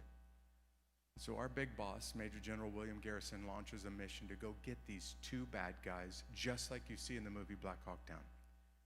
Special operators fly in on Little Bird helicopters and assault the target building that day. Rangers from my unit fly in on Blackhawks. They slide down ropes, we call this fast rope, to the four corners of the target building, and those Rangers are there to keep the rest of the city out of that building while those special operators are doing business inside. And while all of that is going on, this is now our 7th mission in the country. And while all of that is going on, I lead a long column of Humvees through the city streets. Our job is to park about a half a block away from the target building. When they get done doing business inside, we'll roll the Humvees up a half a block. We'll grab all the bad guys and throw them on the Humvees. Then everybody who flies in on helicopters will jump on the Humvees, and we're going to try to get out of there in less than 30 minutes because we know this is a really, really bad scenario. And for about 30 minutes, man, this thing went like we thought it was going to go, with one exception. You know, when those Blackhawks were flying in and when those Rangers were sliding down the ropes, and we don't really even know how this happened or what happened, but when Todd Blackburn left the Black Hawk helicopter to grab the rope, he missed the rope and he fell about 70 feet and he landed in the city streets head first. So when I got to the target building in my Humvees, my boss was calling me on the radio saying, Jeff, we've got a seriously wounded Ranger. I need you to put him on the Humvees and I need you to get him back to our surgeon right away. And I went up to get to Blackburn. He was unconscious. He had a couple of medics working on him trying to keep him alive. And I placed him on a cargo Humvee. It's kind of like a pickup truck. And then I split my squad in half and put basically half of my men on a Humvee behind him and the rest of my men on a Humvee in front of them. And we're going to provide some guns and some protection to try to get Blackburn back to the base. Now, we're getting shot at as soon as I arrive at the target building. But like I said, I've been shot at before. And this gunfire is far enough over my head that I'm not so worried about the enemy gunfire right now. I'm more concerned about roadside bombs. Because the Somalis are placing bombs on the sides of the road. They're covering it up with dirt and debris, and they're blowing bombs up as vehicles go by. So I told the guy who's driving my Humvee, he was driving about 10 or 15 miles an hour, and I told him to drive really slowly and to avoid as many potholes as possible, so that we didn't go over any of these roadside bombs. We drove down a narrow alleyway, and then we made a right turn onto one of the only major roads in Mogadishu. And I'll tell you right now, the movie Black Hawk Down doesn't even come close to what this was really like. You see, when we're driving down that road, and I need you to think about a road that's less than half the size of this room, these 3 Humvees going 10 or 15 miles an hour started to come under enemy gunfire from every possible direction.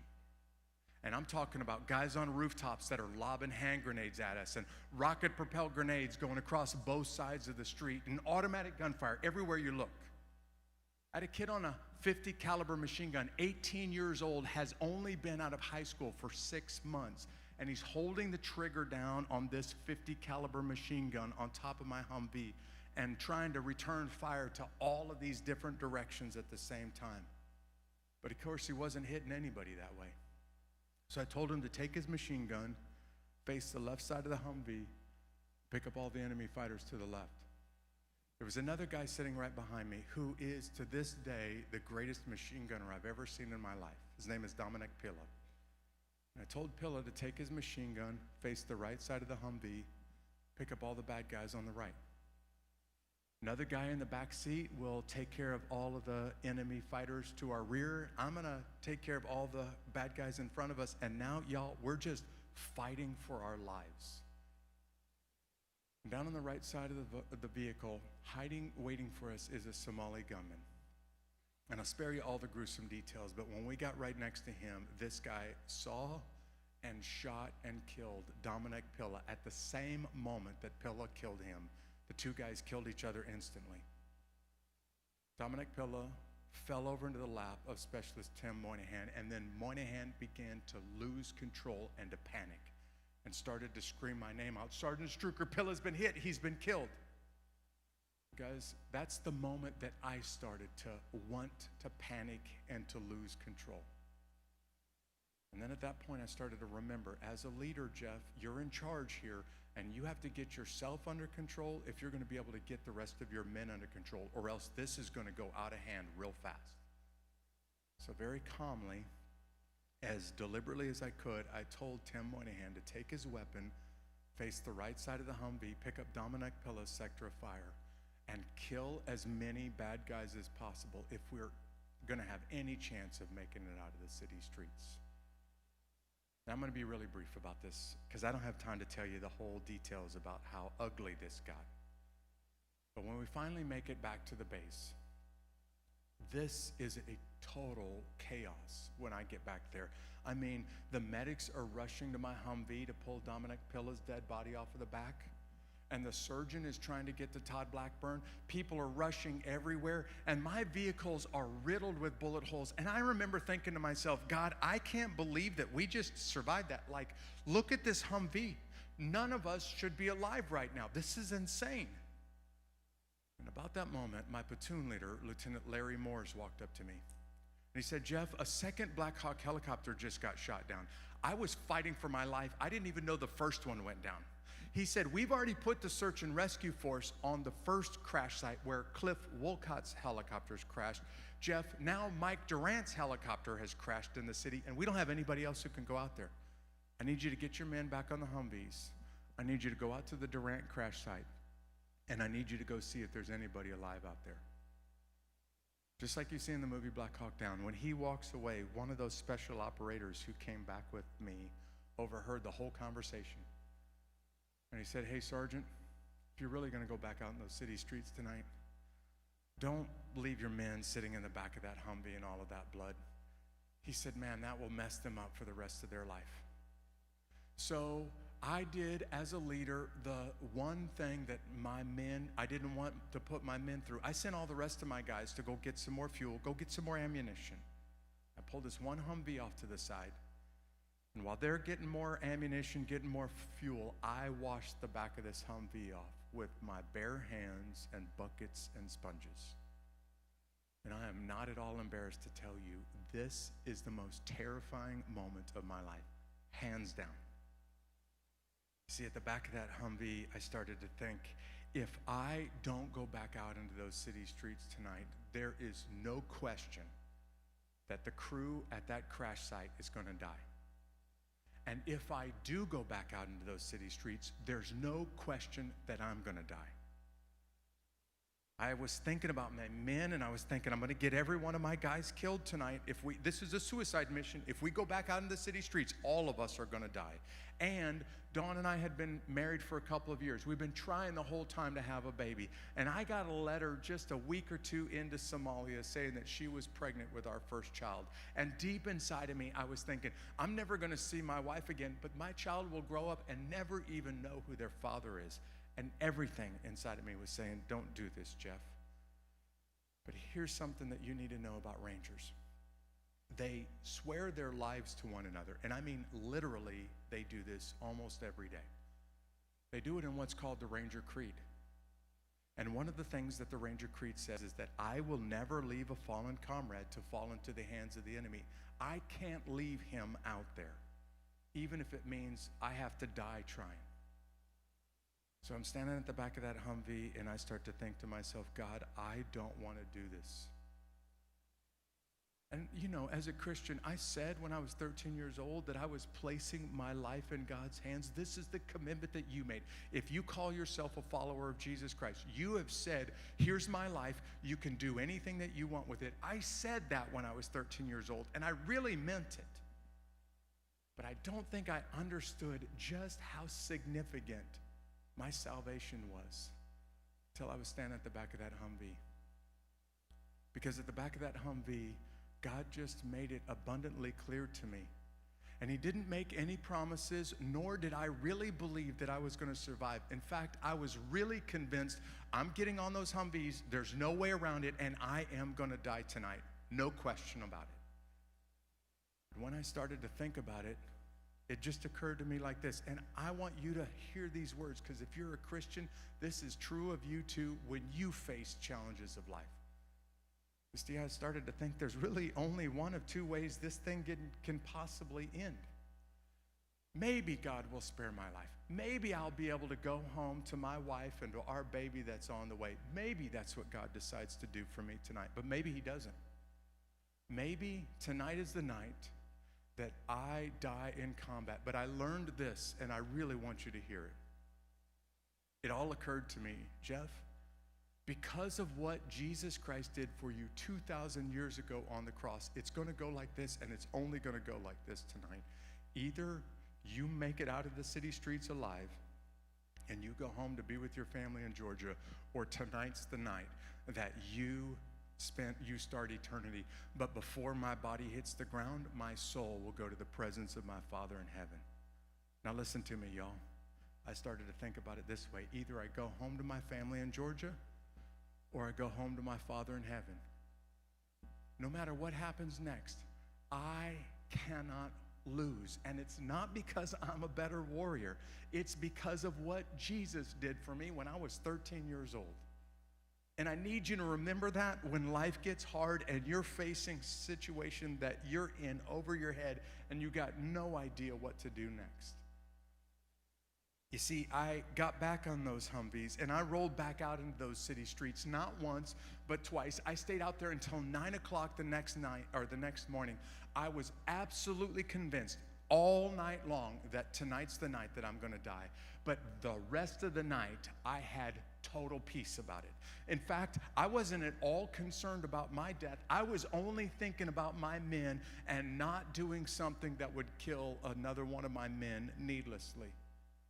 The next morning, when the battle was over with, God threw me a curveball that I never expected. I expected that I was going to be a crusty old ranger just kicking in doors and killing bad guys. That's what God wanted me to do with the rest of my life.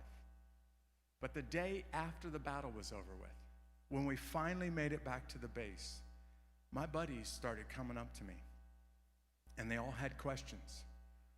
And they said, Jeff, I listened to your voice last night over the radio. Jeff, I watched you in the city streets, and when everybody else was totally terrified, you were completely calm. How is that even possible? And my friends started to say, Jeff, you have something that I don't have. I want what you've got. Tell me what it is. And I had a chance right there on an airfield to show my friends and tell them the difference that a relationship with Jesus Christ makes. In fact, I can take you to the exact spot. I've never really heard an audible voice, but this is as close as anything I've ever heard from God. I can take you to the exact spot on an airfield in Mogadishu, Somalia, where God showed me, Jeff, there's something more important than just killing the enemy.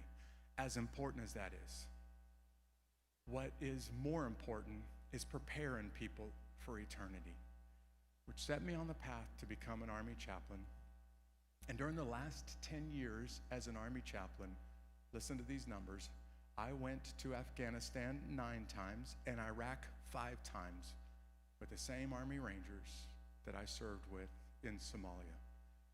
I could look them in the eyes and I could tell them, guys, I know what you're going through because I've been there myself. And I am living proof of the difference that Jesus makes when life gets hard and you're scared and the chips are down. And let me tell you why I told you to write down this quote. And I'm going to wrap up with this and leave some time for some Q&A. Thomas Jefferson, that brilliant wordsmith, the pen of the independence, made a quote that I think you need to hear. And I want to impress this quote on you. He said, the tree of liberty must be refreshed from time to time with the blood of patriots and tyrants. Here's what Thomas Jefferson was saying. You have been given this blessing of liberty, what Brent described to you, this precious gift. It's been handed down to you, and it has been given to you by brave men and women who have been willing to sacrifice everything for it. Go to Arlington National Cemetery, and you will see tens of thousands of them. And what Jefferson said is, if you want to hang on to this gift of liberty, this gift of freedom, then you must be willing to, listen to Jeff's words right now, not Jefferson's words. You must be willing to die for it or fight for it. Because what Jefferson is saying is, this gift of liberty is so precious that it may require the blood of patriots. That's you. And when I say I want to put flesh to the word patriot, I'm not talking about Jeff's flesh. I'm talking about your flesh. Jefferson said, you must be willing to die for this gift of freedom, or else somebody will take it away from you. And if you're willing to die for it, the blood of patriots, then you ought to be willing to fight for it too, the blood of tyrants. And if you don't, one generation of America will give away this gift of freedom, a gift that no human being in history has ever experienced like this country has experienced this gift of freedom.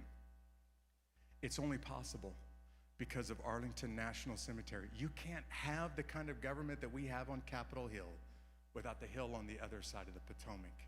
And guys, I don't know what your generation is going to face, but every generation of Americans is tested. Some are tested in great ways. World War I, World War II. Others are tested by recession and by virus. I don't know what your generation is going to experience, but you are the only thing standing between this gift of freedom and tyranny. This gift, this tree of liberty, has to be refreshed from time to time with the blood of patriots, which means I'm willing to die for it, or the blood of tyrants, which means I'm also willing to fight for it. But I will hand off this generation of America I will hand off to the next generation a free and a better nation than I received it. That's the reason that I'm standing before you today. And guys, I can't tell you how proud I am of who you are and what you stand for, and how much I appreciate SLU for raising up a generation of patriots. Thank you guys for giving me your time tonight. God bless you.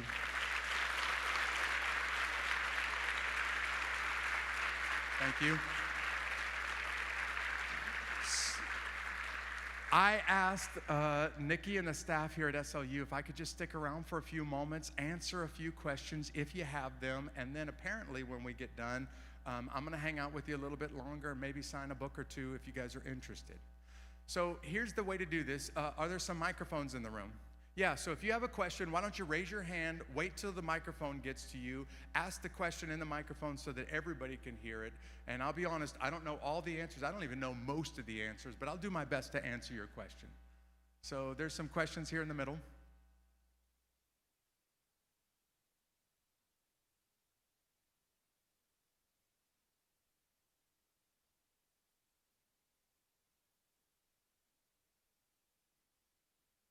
All right, she's telling him exactly how to introduce himself. Follow his lead. Go ahead. Hi, my name is Jack Brooks. I'm from Dallas, Texas. I'm going to ask a question. Fire away, Jack. Yeah. So in Black Hawk Down, I believe it's when the second helicopter crashes, you have those two Army Rangers who drop in and die. Completely suicide mission. Did you know them? Yes, they weren't Army Rangers, they were special operators. Yes, you're talking about Gary Gordon and Randy Shugart. They were awarded the Medal of Honor for what they did. And yes, we all lived together, worked together very closely. In fact, we had 400 guys sleeping together in a room this size. So needless to say, it starts to stink and you get to know each other pretty well. But I will say about those two guys, what they did, they knowingly went into the middle of bad guy part of town on foot by themselves, and both of them knew the overwhelming odds are we're not coming out alive. They went to the crash site because I got shot up so bad on my way to the Durant crash site that I couldn't get there, and so these two guys went on foot when our vehicles couldn't make it there, and I can't say enough about how proud I am to have been able to stand next to those two guys. Thanks for your question, man. A couple of questions in here. Yeah, whatever. Sure. Okay. Hey, my name's Jackson from Tallahassee, Florida. My quick question for you is, I work at a place with a lot of former veterans, and I don't have any military experience, and I want to do a better job of leading them to Christ.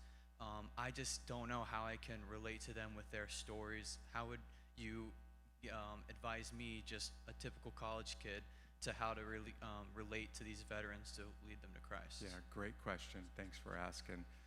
My piece of advice to you is you don't have to have any experience. In fact, don't attempt or don't pretend that you do have any experience. Every veteran that I've ever met in the United States served the country not for money, not for glory. They did it because they wanted the nation to be proud of them. So start the conversation by telling them, I don't know what you've gone through. I've never gone through what you've been through, but I want you to know that I'm proud of who you are and what you've done for my freedom. And maybe that will start to loosen them up a little bit. Then just trust the Holy Spirit to take the conversation from there. But this is a piece of advice for all of you. When you see a veteran, would you just look them in the eyes and sincerely thank them? Tell them that you're proud of them. Because that's what every guy and gal that serves in uniform is serving for. They just want the nation to be proud of them. Go ahead over here. Hi, my name's Hannah Kate from Huntsville, Alabama, and it has been such an honor to hear you speak, so thank you so much. My question is, you mentioned that your courage and heroic peace through battle drew your men's attention in the front lines. What are some qualities you think we as teens and young adults could demonstrate patriotism so great to be noticed in our daily lives? Yeah, without a doubt, it is more difficult to show moral courage than physical courage.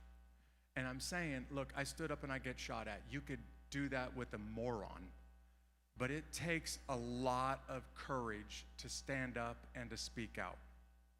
And chances are, if you haven't already been there, you, while you're still a teen, will be confronted with a scenario where somebody needs to stand up and speak out, and all of the adults are not doing it. So I'm telling you, then you stand up and speak out. And I have great hope for the future of our country because I look at men and women who have the courage to stand up and to say something that everybody knows needs to be said, but nobody else wants to do it. So you be the person that says, okay, if nobody else is going to say it, I'm going to say what needs to be said. And yeah, I mean, that's great courage right there. Good question.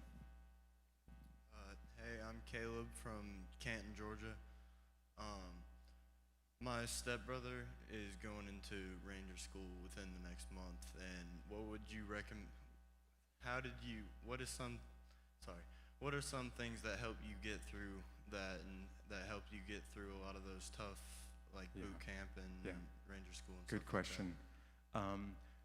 Look, I'm not stronger, faster, smarter than any other guy in the military. I just had this attitude, God, if you want me here, you're going to have to make it possible for me to be successful. That's number one. My faith is always number one with me. Even when I was a guy kicking in doors, it was motivated by my faith. But number two, and it's close behind number one for me, is not only do I need your help, God, to keep me here and to make the doors, make everything work out, but secondly, I don't know if I'm going to make it or not, but I do know this: you will have to kill me or drag me dead out of this course. I will not quit. And I have counseled thousands of young men and women who are getting ready to start Ranger School, and I told them all the same thing. When you start that course, you better have the attitude of, they can kill me, but I will not quit. Because if you don't have that attitude, you won't be around at the end of the course. So that's advice for your brother or your brother-in-law.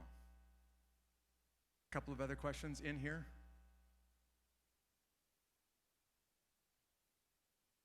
Fire away, man.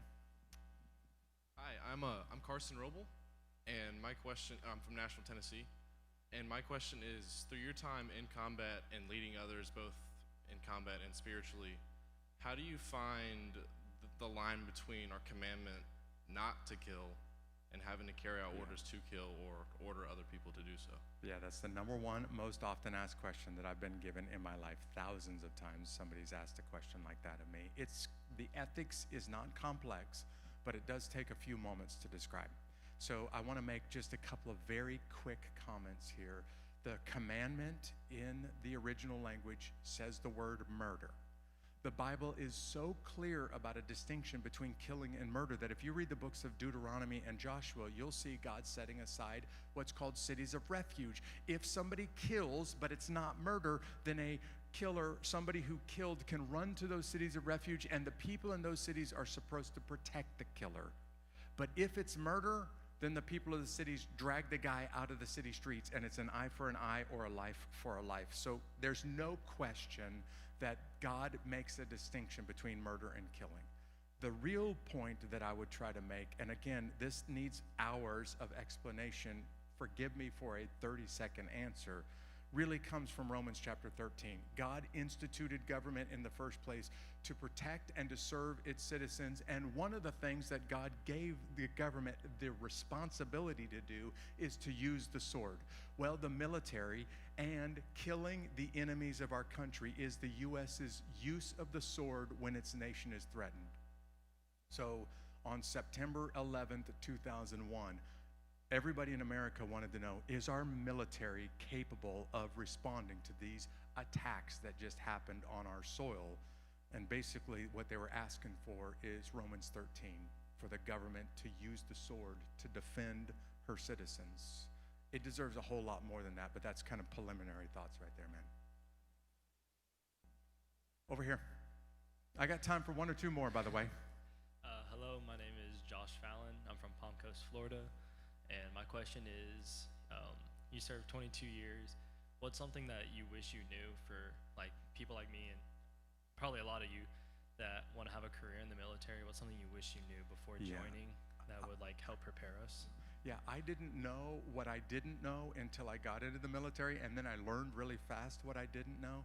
But I had some really good men, and I mean some amazing warriors that took me under their wings and kind of taught me what I needed to know, and they did it really early for me.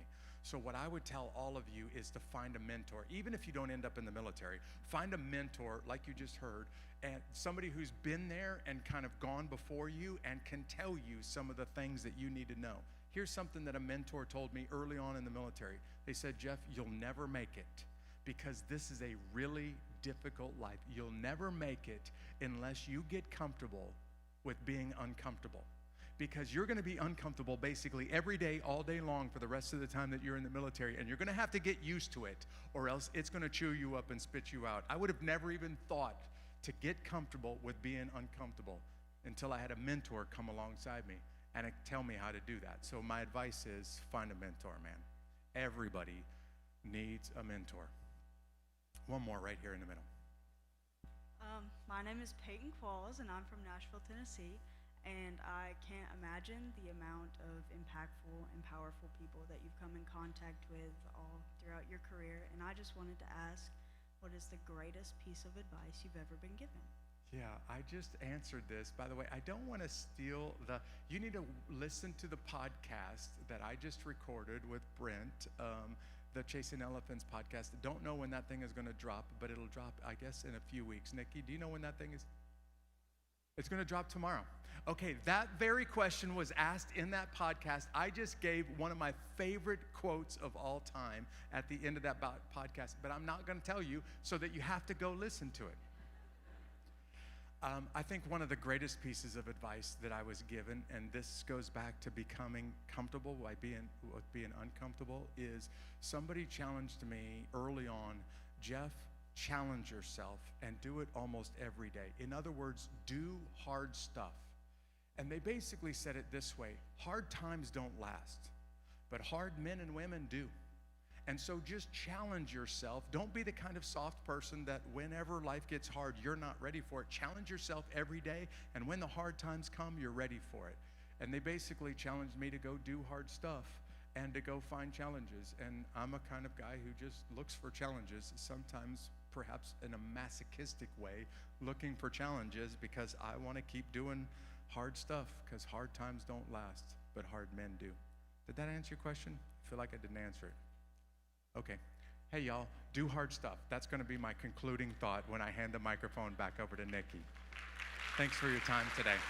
Thank you, Jeff. That was incredible.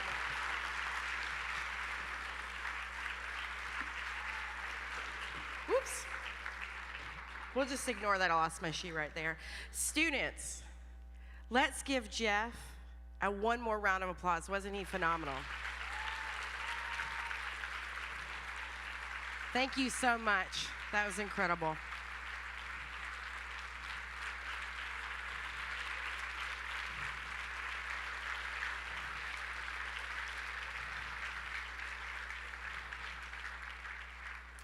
Well, he is going to head out to the back, and like he mentioned, he has been so nice to agree to do a book signing when we conclude. So right when I'm done, you have to remain seated until I say go.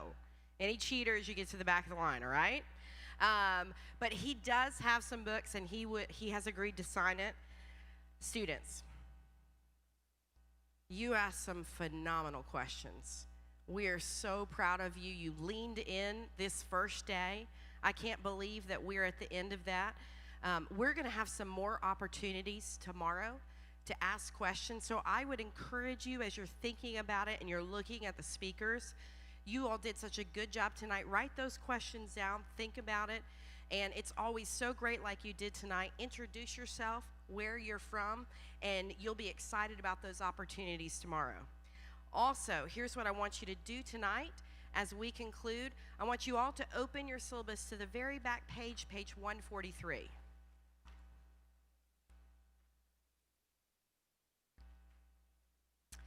That is your opportunity to kind of reflect and start thinking through what are the things that God is talking to me about. So as you head back to your rooms in your debrief time, you're going to want to jot down some notes, and I promise you'll be glad about it because we'll be asking you some of that in the morning. So make sure you take some time to kind of think through what are your big takeaways from tonight.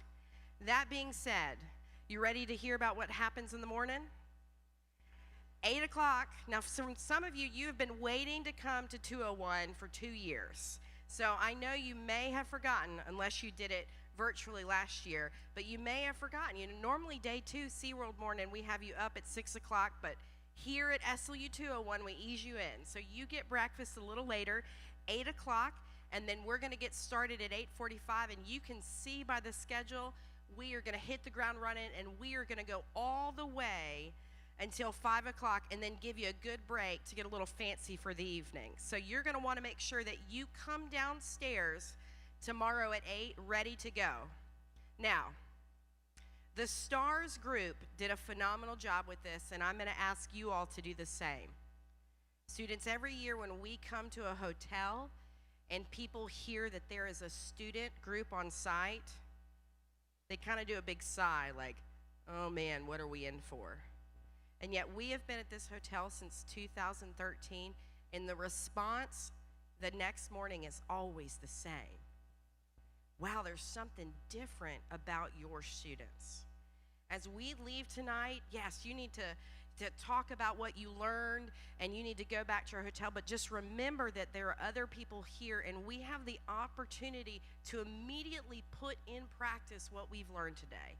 And that is that we are a reflection, our actions at this hotel are a reflection on who we serve and who we follow. So I know you're going to make us proud. Every SLU group has done it before, and you know, low key, we're a little competitive with the STARS group. So let's make sure that the Stripes group, this session, gets a lot of accolades with that. That being said, I'm just stretching it out. I know some of you are ready to run, okay? I will see you in the morning at 8 a.m. And if you are part of the singles group, we'll meet here in the front with your staff members. With that, go. Have a great night. Thank you.